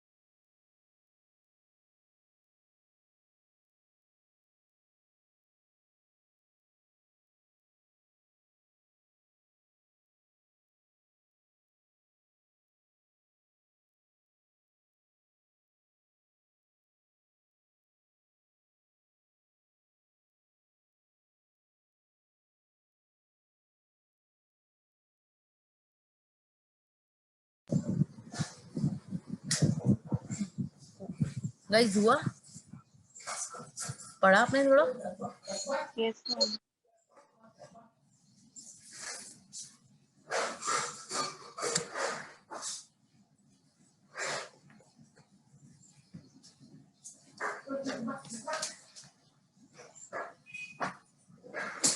हमारी बैलेंस शीट है क्या? वाटर को धो डाल। हाँ जी, हमारी बैलेंस शीट है क्या? बैलेंस शीट क्या? हाँ बैलेंस शीट दे रखी, लिखा हुआ है from the following trial balance. ये ट्रायल बैलेंस है जिसमें डेबिट आइटम्स भी दे रखे हैं, क्रेडिट आइटम्स भी दे रखे हैं। ठीक है, आप लोगों को trading and profit and loss और बैलेंस शीट ये तीनों प्रिपेयर करनी है इसमें से, जिसको हम फाइनल अकाउंट बोलते हैं। ठीक है, अब ये जो एंट्रीज दे रखे हैं डेबिट साइड पे और क्रेडिट साइड में, इसमें से जो डेबिट है और जो क्रेडिट है, अब कौन सा आइटम कहाँ आएगा वो आपको डालना होता है ट्रेडिंग अकाउंट में, प्रॉफिट एंड लॉस अकाउंट में, बैलेंस शीट में। एक एक एंट्री पिक करके आप उसको अलग अलग अकाउंट्स में डालते हो एज पर दी ट्रांजैक्शन। हाँ मैम, उसमें डेबिट और क्रेडिट ले क्या रहे हैं? मतलब जैसे आपने बताए थे ना, तीनों अकाउंट में डेबिट और क्रेडिट अलग अलग चीज बताता है ना, हाँ, तो डेबिट का मतलब इसमें क्या है? इसमें देखो, इसमें अगर आप डेबिट देखोगे तो नेचर ऑफ ट्रांजैक्शन, जैसे अगर हम परचेज बोलते हैं, परचेज मेरा रियल अकाउंट है, गुड्स है वैसे, है ना, परचेज मेरा रियल अकाउंट है। Yes ma'am. ठीक है, तो रियल अकाउंट में जो भी मेरा परचेज हुआ होगा वो डेबिट होगा, डेबिट बट कम्स इन है। Yes ma'am. ठीक है, ठीक है, तो इसलिए जो आपका ये लेजर में आपको जो ट्रायल बैलेंस में जो आपको दे रखा है डेबिट और क्रेडिट, उसके हिसाब से आप उठा के उसको डालोगे बैलेंस शीट में, या आपका उसमें प्रॉफिट एंड लॉस में या ट्रेडिंग में। ठीक है, मैम फिर बैलेंस जो रिटर्न है वो भी तो, it is also coming into the business ना। जो मैम जो बैलेंस रिटर्न है, ओ परचेज रिटर्न है वो आपका मैम, वो भी, या फिर आप उसको ट्रेडिंग की क्रेडिट साइड पे लिख सकते हो, लॉस हुआ ना। मैम तो वो, मैम जो परचेज रिटर्न है वो लॉस है। सॉरी प्रॉफिट हुआ, प्रॉफिट प्रॉफिट नहीं कह सकते बेसिकली, अगर आपका रिटर्न है। Ma'am it is also coming to the business ना, तो वो भी तो फिर डेबिट नहीं होना चाहिए? नहीं, अगर परचेज रिटर्न है इसका मतलब आपके यहाँ से वो चला गया, है ना। ओके। रियल कोई आपने जो गुड्स खरीदे थे वो चला गया तो क्रेडिट नहीं होगा। अच्छा, जो हमने जो परचेज था वो चला गया तो, अच्छा ठीक है, तो हाँ, ये क्रेडिट है। या तो आप इसको परचेज में से माइनस कर दो जब आप ट्रेडिंग बनाओगे ना। अभी पहले एक बार समझ लिया, मैं समझाती हूँ अभी सारा पूरा क्वेश्चन, एक बार समझ ठीक है। रीड कर लिया। हाँ मैम। अब देखो, ये आपका trading profit and balance sheet जो आपने प्रिपेयर करना है, इन बैलेंसेस में से करना है। सबसे पहले आप क्या करोगे, जब भी ये वाला अकाउंट, ये वाला फाइनल अकाउंट तैयार करोगे, तो आप ट्रेडिंग प्रॉफिट और इस बैलेंस शीट, पहले तीनों का फॉर्मेट बना लो, अपने पास बॉक्स बना लो। ठीक है, उसके बाद जो जो चीज वहां से उठती जाएगी आप इसमें ट्रांसफर करते जाओगे। जैसे ओपनिंग स्टॉक है, ओपनिंग स्टॉक मेरा ऑफिस उसका फैक्ट्री का होगा, ओपनिंग स्टॉक मेरा यस ट्रेडिंग मैम। 2 में आ जाएगा, क्योंकि मेरा वो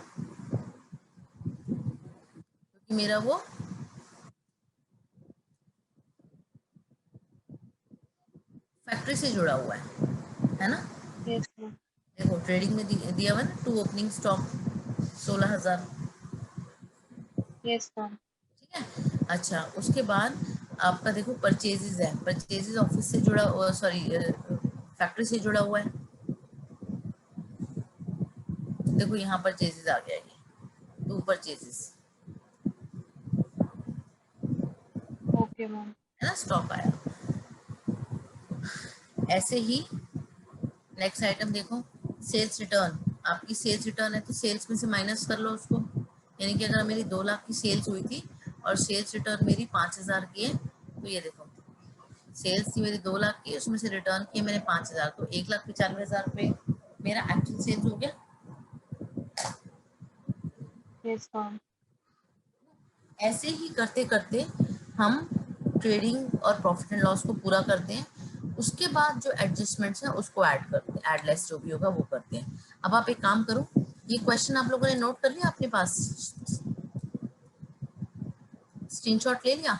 यस मैम। मैम स्क्रीनशॉट, ये कैरेज इनवर्ड क्या है?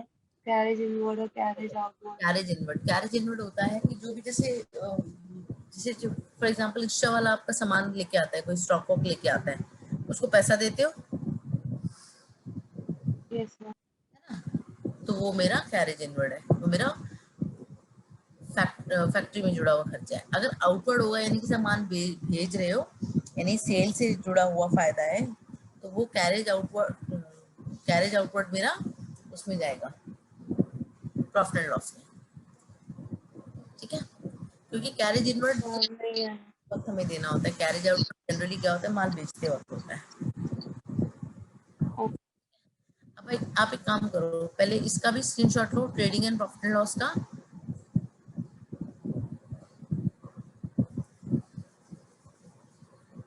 ले लिया मैम। ले लिया? इसका भी ले लो, फिर से लेना। ले लिया? हाँ मैम। मैम थोड़ा सा ऊपर करना, पीछे करना मैम थोड़ा सा।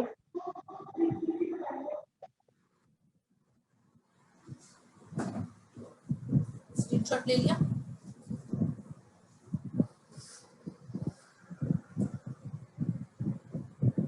हो गया इसका स्क्रीनशॉट? हाँ मैम। मैम क्वेश्चन का नहीं लिया, क्वेश्चन का एक बार करा दो। इसका ले लो, पहले ले लिया? हाँ, इसका ले लिया। लो क्वेश्चन, क्वेश्चन का भी लो।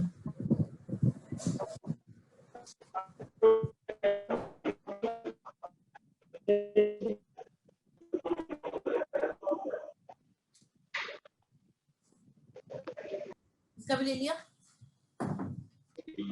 हाँ मैम। अब एक बार ना अपने हाथ से सॉल्व करो इसको, आइटम्स को, एक एक आइटम को ट्रेडिंग में पेन पेपर लेके खुद पेन, जो आपका ट्रेडिंग से जुड़े हुए खर्चे लग रहे हैं आपको अपने अपने हाथ से ट्रेडिंग में डालो, जो प्रॉफिट एंड लॉस से जुड़े हुए लग रहे हैं उसको प्रॉफिट एंड लॉस में डालो, और जो आपको लगता है एसेट्स और लायबिलिटीज हैं उसको बैलेंस शीट में डालो। एक बार अपने आप करके देखो इसको, उसके बाद मैं आपको एक एक आइटम एक्सप्लेन करूंगी। ठीक है, 10 मिनट है आपके पास, उस 10 मिनट में पेन पेपर है ना सबके पास? Yes ma'am. हाँ, उसको आप अपने हाथ से इसको सॉल्व करो बैठ के, टेक 10 मिनट्स, उसको आराम से एक एक आइटम को सॉल्व करो, जितना बन सकता है, जितने आइटम आप डाल सकते हो उसको डालो, and then I will explain each and every item to you people. पर अपने हाथ से करने से क्या होगा, आपको ये समझ में आएगा कि ट्रेडिंग में क्या आना चाहिए, प्रॉफिट एंड लॉस में क्या आना चाहिए, और बैलेंस शीट में क्या आना चाहिए। ठीक है, यस मैम। एक बार अपने हाथ से सॉल्व, क्योंकि यहाँ पे ये क्वेश्चन और जर्नल एंट्रीज और फाइनल अकाउंटिंग दोनों का मैंने देखा है कि एक एक सैम्पल पेपर के अंदर, मतलब जो आपके पुराने क्वेश्चन पेपर है उसमें एग्जाम में आया हुआ है। सो बेसिस दैट आपको ये सॉल्व करना आना चाहिए, और ये बहुत इजी है, बहुत इजी है।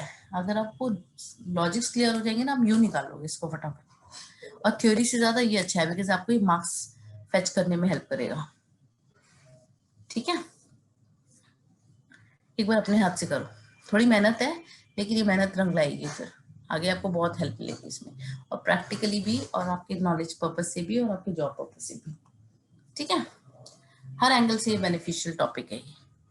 So take 10 minutes, do this question on your own once, and then I will explain. Okay? Okay ma'am. चलो करो।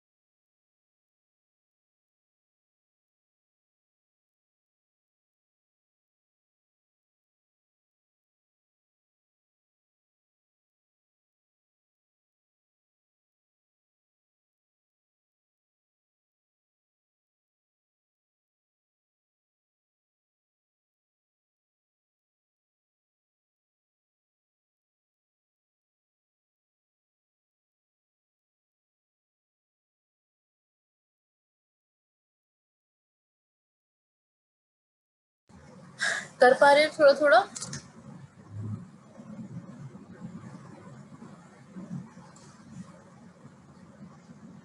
हाँ मैम। और डॉक्टर सिंह आप भी कर रहे हो? जी जी मैम। मैम एक चीज तो हम तीन चीजें निकालनी है ना, एक profit and loss, balance sheet और ma'am assets and liabilities, right? हाँ राइट। अच्छा, तो मैम आपने ट्रेडिंग के बारे में भी बोला, एक मिनट यार। ट्रेडिंग मैम, ट्रेडिंग का ट्रेडिंग हमारा ऊपर हो गया ना, trading account, profit and loss account, balance sheet, 3 accounts हो गए ना। तो मैम ये एसेट्स एंड लायबिलिटी ट्रेडिंग के अंदर ही आया? बैलेंस शीट, बैलेंस शीट, जी मैम। Balance sheet. अच्छा अच्छा, ठीक है मैम। ठीक है, कोशिश करो अपने आप करो पहले थोड़ा सा, यहाँ इसको थोड़ा सा कोशिश, क्योंकि जब हम खुद करेंगे, कर रहे हैं ना अपने हाथ से, तो हमें समझ में आता है कि क्या कौन सा डाउट है, क्या एंट्री है ना। मैम ये कैसे पता चलेगा जो खर्चा है वो फैक्ट्री का खर्चा है या फिर वो हाँ, प्रॉफिट एंड लॉस का यही खर्चा है?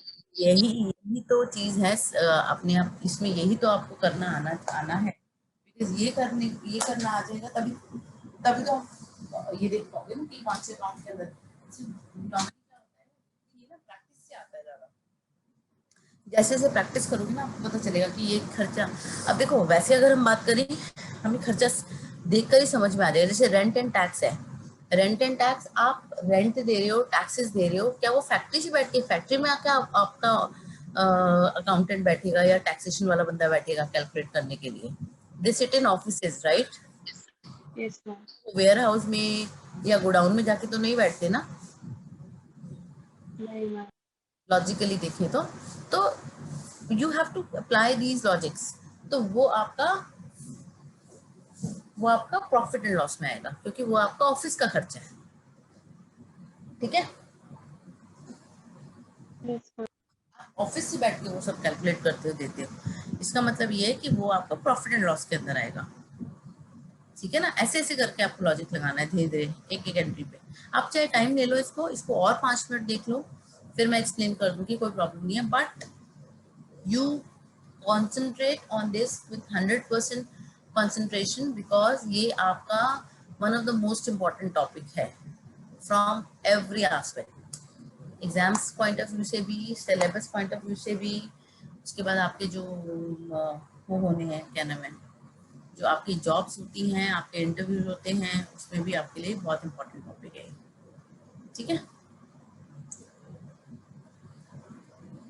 ठीक है, ओके मैम। कर रहे हैं ना सब? हाँ मैम। करो करो, फिर मैं आपको एक्सप्लेन करती हूँ।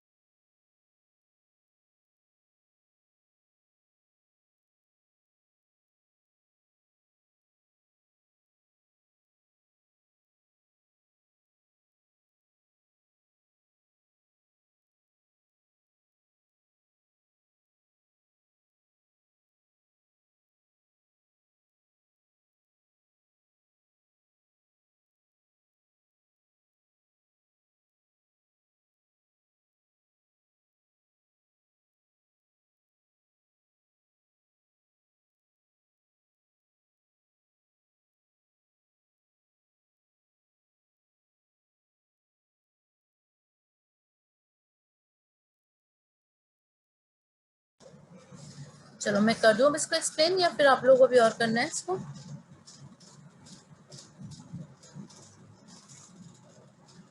तुम आप कर दीजिए। मैं बता देती हूँ, ठीक है। ओके, ठीक है। तो ये समझ में आ गया कि ये आपका ट्रायल बैलेंस है, जिसमें आपके ये सारे डेबिट बैलेंसेस और क्रेडिट बैलेंसेस हैं, जिसको हमें पोस्ट करना है अपनी P&L, ट्रेडिंग और बैलेंस शीट में, ठीक है। अच्छा, अब मैम इसमें डेबिट का मतलब क्या है और क्रेडिट का मतलब क्या है, वो हर बार डिफर करेगा क्या? डिफर करेगा, यस। बट मोस्टली आपको देखोगे कि एसेट्स हैं तो वो मेरे डेबिट हो रहे हैं because of the real account, और rest of the things are most of like mostly आपके एक्सपेंसेस होंगे, है ना। जैसे आपका ये कैरेज आउटवर्ड है, सैलरीज हैं, लाइटिंग है, डेटर्स हैं। डेटर्स तो चलो आपके स्टॉक हो गया, एसेट्स हो गई। रेंट एंड टैक्सेस हैं, इंश्योरेंस है, जनरल एक्सपेंस है, ये सारे एक्सपेंसेस हैं आपके। ये बैलेंस शीट में आएंगे। ये डेबिट एक्सपेंसेस हैं, तो ये डिपेंड करता है ना आपका ट्रेडिंग में या प्रॉफिट एंड लॉस में आपके फैक्ट्री एक्सपेंस है या फिर आपका ऑफिस एक्सपेंस है, उसके बेसिस पे वहाँ पोस्ट हो जाएगी।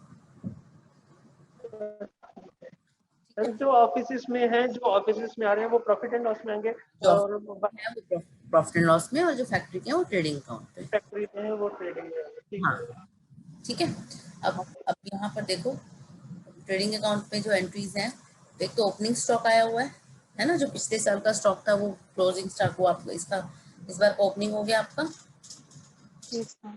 है ना। एंड देन परचेजेस, जो आपने गुड्स परचेज किए होंगे। अगर कोई परचेज रिटर्न है, दैट मीन जो भी आपने सामान मंगाया उसमें से वापस जा रहा होगा, तो हम परचेजेस में से माइनस कर देंगे उसको। Yes ma'am. देखो यहाँ पे होगा ना 75,000 के परचेजेस थे ओपनिंग स्टॉक के बाद, देखो सेकंड वाली एंट्री डेबिट साइड पे, और परचेज रिटर्न मेरे 2,000 के हैं क्रेडिट साइड पे, देखो third entry 80,000, 2 lakh and then 2,000, तो 2,000 मेरा परचेज रिटर्न है। तो परचेज में से माइनस हो जाएगा वो ऑफिस आपकी फैक्ट्री में से, बिकॉज जो भी आपने गुड्स परचेज किए हैं, रॉ मटेरियल मंगवाया है या जो भी सेमी फिनिश मंगवाया है, कुछ भी मंगवाया है, वो मेरा फैक्ट्री में जाएगा। तो ये मेरा फैक्ट्री में आएगा, यानी कि ट्रेडिंग में आएगा, ठीक है। Yes ma'am. Okay, then we carriage inward, जो भी आपने सामान मंगवाया होगा आपके प्रोडक्शन के लिए, उसमें जो आप जो छोटे छोटे जो जैसे ये पुलर्स, रिक्शा पुलर्स और ये सब होते हैं ना, वो जब लेके आते हैं तो उसको बोलते हैं आप, उसका जो खर्चा देते हैं हम लोग, दैट किराया इज योर कैरेज इनवर्ड, ठीक है। ओके। वेजेस जो आप दे रहे हो वो आप अपने आपके फैक्ट्री के एम्प्लॉयज को दे रहे हो, हाँ जी मैम। लेबर्स को जो आपका प्रोडक्शन करते हैं। अगर सैलरी होती तो फिर प्रॉफिट एंड लॉस में, क्योंकि वो ऑफिस स्टाफ को है। बट यहाँ पर क्योंकि हम लोग यहाँ पर वेजेस दे रहे हैं, तो wages are been given to labourers, right. So labours will take a wages, so that will come under trading account. अब इसमें वेजेस में ना देखो, यहाँ पर एडजस्टमेंट दे रखी है जो हमें लास्ट में याद आती है, तो उसको हम दोबारा इसमें एडजस्ट कर लेते हैं। Wages amounting to 2,000 and salary amounting to 1,500 are outstanding. इसका मतलब ये है कि जो भी वेजेस हमारे साल के बनते थे, उसमें से 2,000 के वेजेस हमने नहीं पे किए, दैट इज स्टिल आउटस्टैंडिंग। वो अभी पे करने थे, पे करने हैं, पेंडिंग है। तो पेंडिंग है इसका मतलब, क्योंकि हम लोग ये फाइनल अकाउंट जो बनाते हैं वो एक साल का पूरा, चाहे वो पे किया है आपने नहीं पे किया, बट जो भी खर्चा जो भी फायदा है वो सब आएगा इसके अंदर। तो इसका मतलब वेजेस मेरे जो 30,000 के हमने जो पे किए थे, उसमें 2,000 के आउटस्टैंडिंग, यानी कि इस साल का जो मेरे वेजेस का खर्चा है वो 30,000 नहीं है, वो 32,000 है। इसलिए मेरे 2,000 के वेजेस यहाँ पर ऐड हुए हैं। देखो ट्रेडिंग यस मैम। के वेजेस ऐड हुए हैं ना। और मैंने हमेशा बताया था कि एडजस्टमेंट की एंट्री डबल होती है, डबल होती है, इसका मतलब वो दो अकाउंट को हिट करेंगे। तो कुछ भी अगर हमारा, ये तो मेरा खर्चा हो गया कि मैंने पे करना था, तो मैंने आउटस्टैंडिंग वेजेस, पर अभी ये पे नहीं हुआ है, इट इज स्टिल आउटस्टैंडिंग। इसका मतलब ये है, जब हम एडजस्टमेंट क्योंकि बाद में कर रहे हैं, तो हम लोगों ने ऑलरेडी यहाँ पर प्रॉफिट एंड लॉस कैलकुलेट कर लिया था। ग्रॉस प्रॉफिट या ग्रॉस लॉस जो भी आएगा वो कैलकुलेट होने के बाद एडजस्टमेंट हुई है। इसका मतलब ये एक तो मेरे एक्सपेंस में यहाँ दिखेगा, प्लस ये मेरी बैलेंस शीट में चला जाएगा। बैलेंस शीट के लाइबिलिटी साइड में चला जाएगा, because it is an outstanding expense which you have not paid for this particular year and it is going to be moved to the next year as a liability which will be paid by the company in the next year. तो ये outstanding जो wages हैं मेरे balance sheet की liability side में भी आ जाएंगे 2000. ओके क्लियर हुआ doctor Singh? Is it clear to you? Yes ma'am, yes ma'am, clear. समझ में आ रहा है ना अच्छे से? और एक बार इसके लॉजिक समझ में आ जाएंगे ना, ये फाइनल अकाउंट आपका 10 मिनट में तैयार हो जाता है, और नहीं समझ में आएगा तो 10 घंटे में भी तैयार नहीं होगा. ठीक है, बाकी प्रैक्टिस करने से और अच्छे से आएगा. एक बार ये पूरे क्वेश्चन को आफ्टर क्लास भी प्रैक्टिस करेंगे. उसके बाद देखो फैक्ट्री की लाइटिंग नॉर्मली यहाँ पे आ जाएगी. सेल्स आपका, क्योंकि आपका स्टॉक सेल होता है, मतलब जो भी आपने प्रिपेयर किया, जो भी प्रोडक्शन हुई है वो सेल होता है, तो that will come under trading account. Sales आपकी 2 लाख है, और अगर सेल्स में से कुछ हमारे पास वापस आ गया, रिटर्न है यहाँ पे, जैसे 5000 का रिटर्न है, तो वो मेरा माइनस हो जाएगा. तो अमाउंट विल बी 1,195,000. ठीक है, 10 मिनट.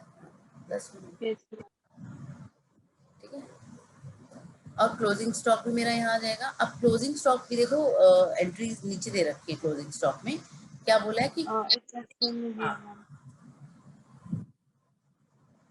सॉरी हाँ, क्लोजिंग स्टॉक में यहाँ पे कुछ दे रखा है, वेज इतना, प्रीपेड इतना.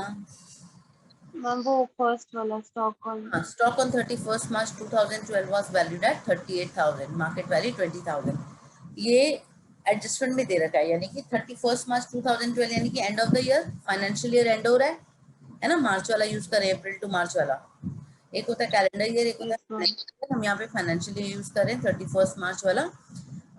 मार्केट वैल्यू इसकी 20,000 है, लेकिन इसकी जो वैल्यूएशन हमारी अभी बैठ रही है वो 38,000 की बुक्स के हिसाब से बैठ रही है. अब यहाँ पर एक इन्होंने नोट दिया हुआ है जो आप लोगों को भी देना है, कि क्लोजिंग स्टॉक जो है वो is valued at cost price और market price whichever is less. जो कम होगा, जिसका प्राइस कम होगा, उस वो वैल्यू आएगी मेरी स्टॉक की यहाँ पर, ज्यादा वाले की नहीं आएगी.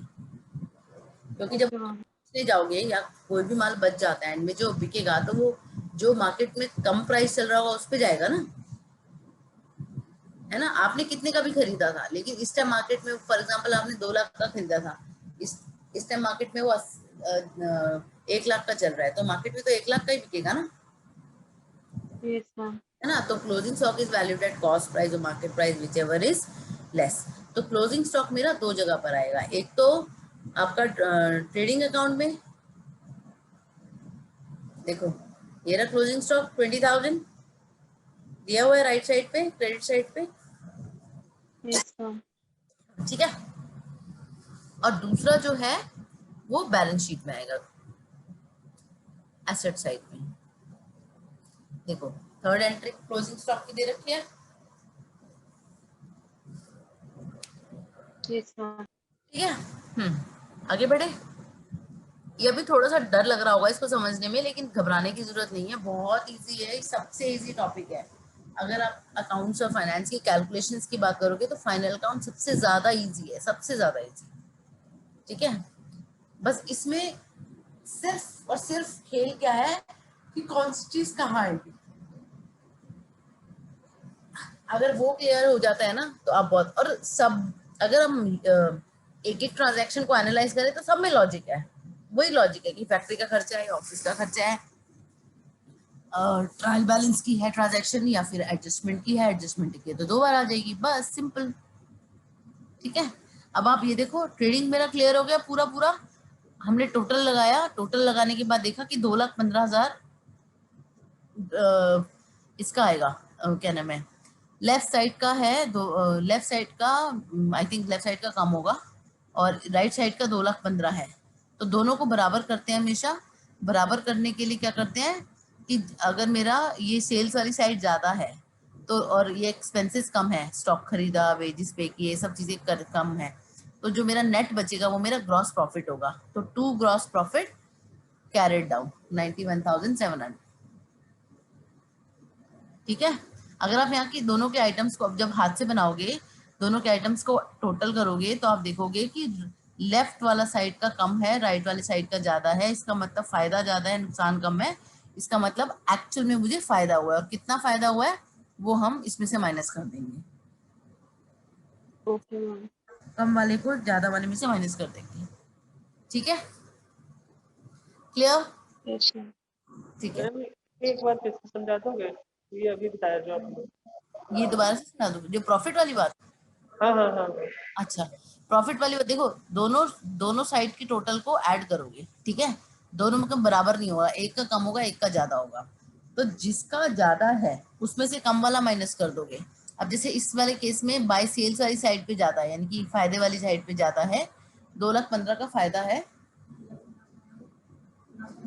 10 आ रही हूँ, उसमें से लेफ्ट वाला साइड माइनस कर देंगे तो ये मेरा एक्चुअल प्रॉफिट आ जाएगा। यानी कि ये जो प्रॉफिट है इसमें से नुकसान यानी कि खर्चे वर्चे माइनस करने के बाद जो बचेगा वो मेरा एक्चुअल प्रॉफिट आ जाएगा, जिसको बोलते हैं हम ग्रॉस प्रॉफिट ट्रेडिंग अकाउंट में। ठीक है, ठीक है, क्लियर है? उसके बाद प्रॉफिट एंड लॉस में आ जाते हैं। ये नीचे वाला मेरा प्रॉफिट एंड लॉस है। अब जो मेरा प्रॉफिट वहां हुआ था ना उसको यहाँ पे ब्रॉट डाउन करते हैं, मींस ट्रेडिंग वाला प्रॉफिट हम प्रॉफिट इसमें लेके आएंगे आपके प्रॉफिट एंड लॉस में। तो 2 वाली साइड बाय चली जाएगी, यानी कि जो मेरा फायदा था एक्चुअल फायदा वो हम यहाँ पे नोट कर लेंगे, बाय ग्रॉस प्रॉफिट 91,700। इस साइड पे फायदे आते हैं सारे राइट साइड पे, और लेफ्ट साइड जो डेबिट है ये सारे खर्चे हैं। देखो जो भी खर्चा है कैरिज आउटवर्ड, जो मेरा रिक्शे विक्शे का खर्चा होगा जो मिलेगा वहां से, जो खर्चा है मेरा इसका ऑफिस का। देन सैलरीज, सैलरी मेरी थी 18,000 की, आउटस्टैंडिंग सैलरी है 1,500 की। मतलब सैलरी में भी देखो ना एडजस्टमेंट दे रखी है हमारे को, एडजस्टमेंट दे रखा यस मैम। सैलरी आउटस्टैंडिंग 1,500, यानी कि ये 1,500 की सैलरी अभी आपने पे नहीं करी है। और सैलरी का खर्चा हमारा जाता है प्रॉफिट एंड लॉस से। तो प्रॉफिट एंड लॉस में सैलरी में जितना खर्चा हमने 18,000 पे किया था उसमें 1,500 मेरा आउटस्टैंडिंग है। तो इस साल का 1,500 और ऐड कर देंगे इसके अंदर, कि ये हमारा एक्चुअल खर्चा 19,500 होना चाहिए था, पर हमने पे 18,000 किया, 1,500 नहीं किया, तो वो 1,500 मेरा आउटस्टैंडिंग है, यानी कि बैलेंस शीट के लाइबिलिटी साइड में चला जाएगा। आउटस्टैंडिंग सैलरी 1,500, देखो बैलेंस शीट में दिख रहा है आपको 1,500 वाली यस ट्रांजेक्शन। मैम।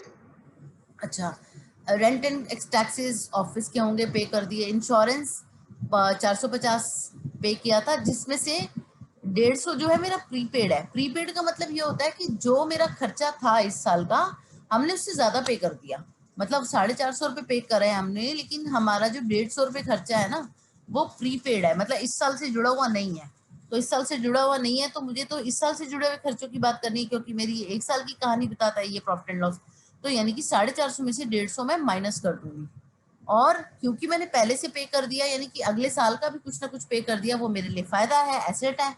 तो मेरी वो prepaid insurance asset balance sheet के एसेट्स में चली जाएगी 150।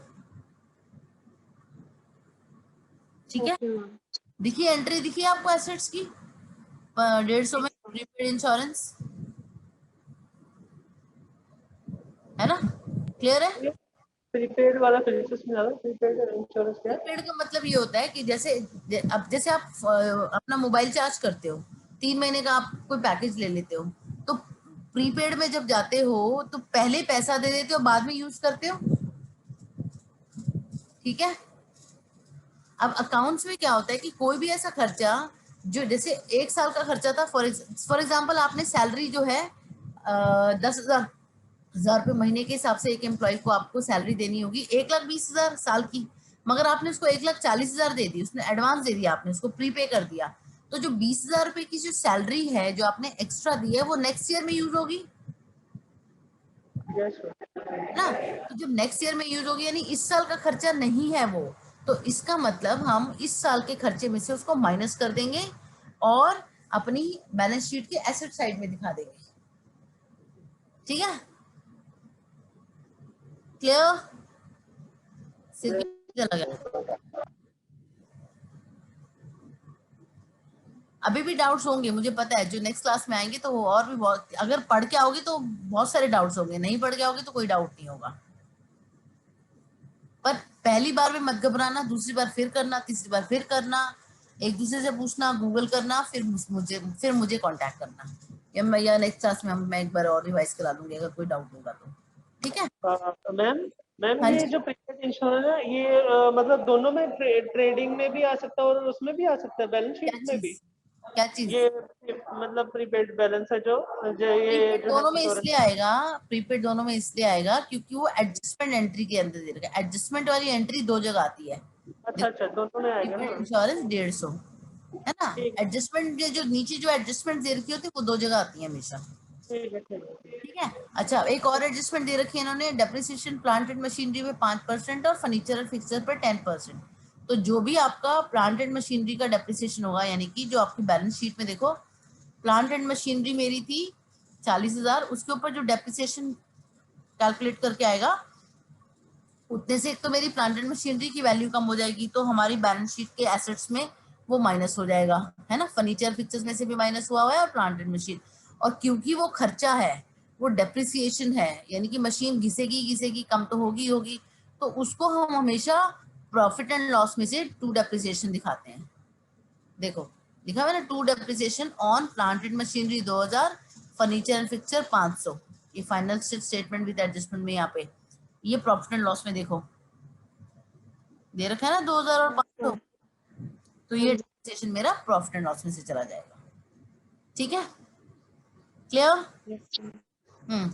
अच्छा उसके बाद और कोई खर्चा, जनरल एक्सपेंसेस मेरे प्रॉफिट एंड लॉस में आते हैं, डेप्रिसिएशन ले लिया, ट्रैवलिंग एक्सपेंस आएंगे मेरे प्रॉफिट एंड लॉस में। अब इसको फिर टोटल करेंगे, टोटल करने के बाद देखेंगे कि खर्चे वाली साइड ज्यादा है या डिस्काउंट अगर कोई मिला है तो बाय डिस्काउंट 500, अगर डिस्काउंट दिया होता तो मेरा 2 डिस्काउंट आता, वो खर्चा आता, बट यहाँ में डिस्काउंट मिला है तो क्रेडिट साइड पे होगा शायद ये, तो इसलिए 500 यहाँ पे दिखाते हैं। डिस्काउंट कहाँ दिया हुआ है ऊपर, देखो डिस्काउंट हमारे को क्रेडिट साइड पे दिया हुआ है ना, अगर डिस्काउंट मिला होता तो क्रेडिट साइड, अगर दिया होता तो डेबिट साइड, क्योंकि खर्चा है एक्सपेंस है तो नॉमिनल का खर्च रूल लगेगा, debit all expenses and losses, credit all income and gain. ठीक है, and because it is credit so it's a gain. ठीक है, डिस्काउंट की एंट्री की प्रॉफिट एंड लॉस के फायदे में जाएगी, यानी कि जाएगी। अब फिर टोटल करेंगे, टोटल करने के बाद देखेंगे कि ये वाला साइड ज्यादा है या ये वाला साइड ज्यादा है। अगर राइट साइड ज्यादा है तो फायदा हुआ है, यानी कि एक और प्रॉफिट आया है, और जब मेरा प्रॉफिट एंड लॉस का प्रॉफिट जो होता है वो that is your net profit, and net profit is transfer to capital account. Capital जो मेरी ये बैलेंस शीट में रहेगी इसमें ये प्रॉफिट ऐड हो जाएगा। देखो कैपिटल दे रखी है ना right side, sorry left side पे लाइबिलिटी में 80,000 की कैपिटल दिख रही सबको, यस मैम। उसमें मेरा नेट प्रॉफिट ऐड हुआ है 51,300।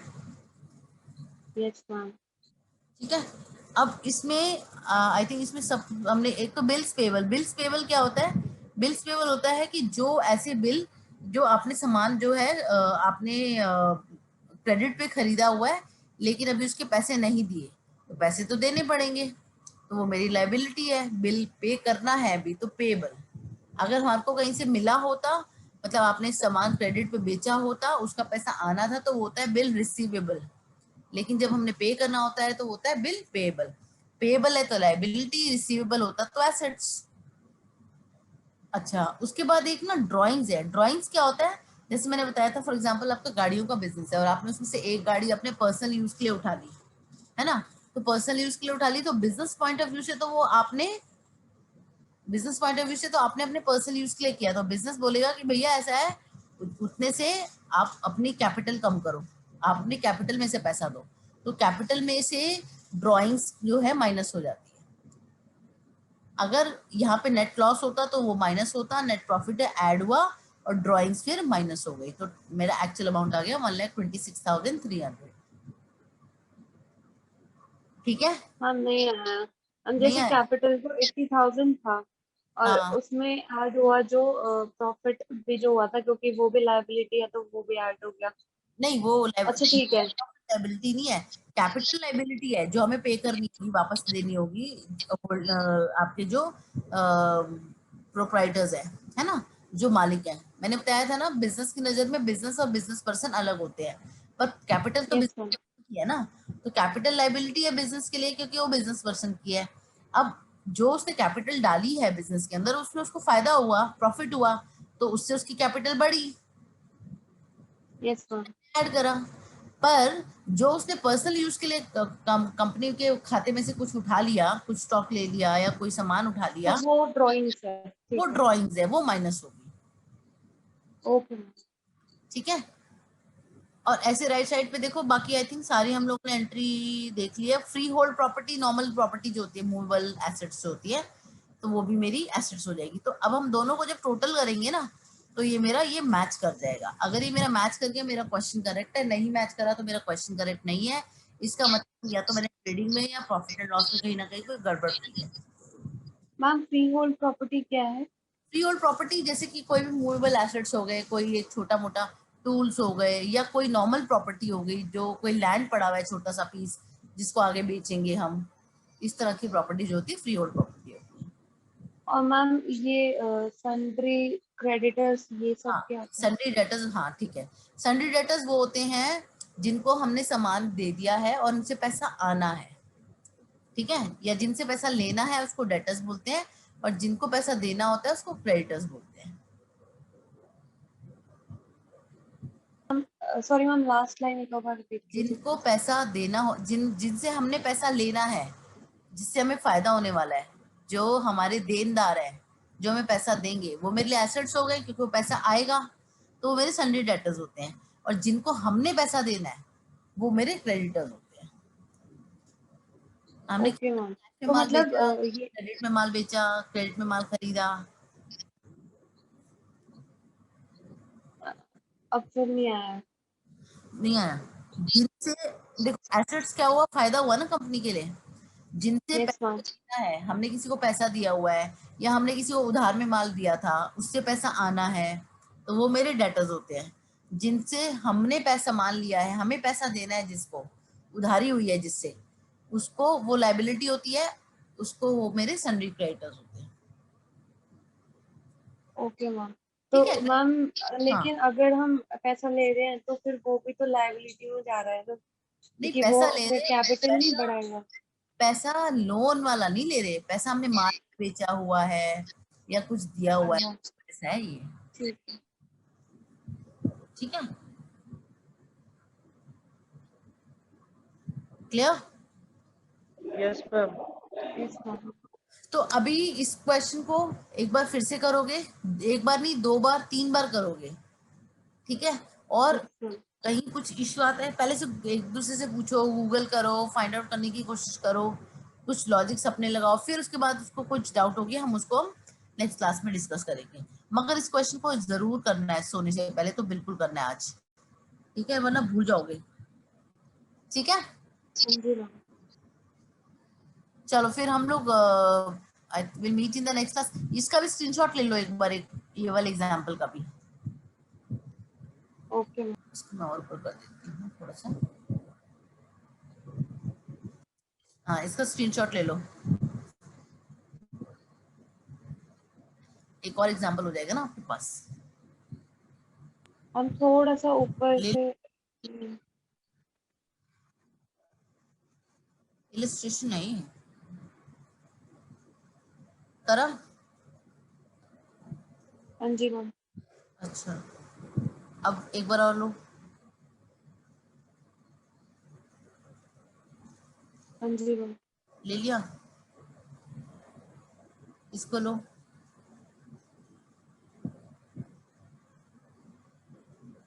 हो गया मैम। हो गया, इसको लो।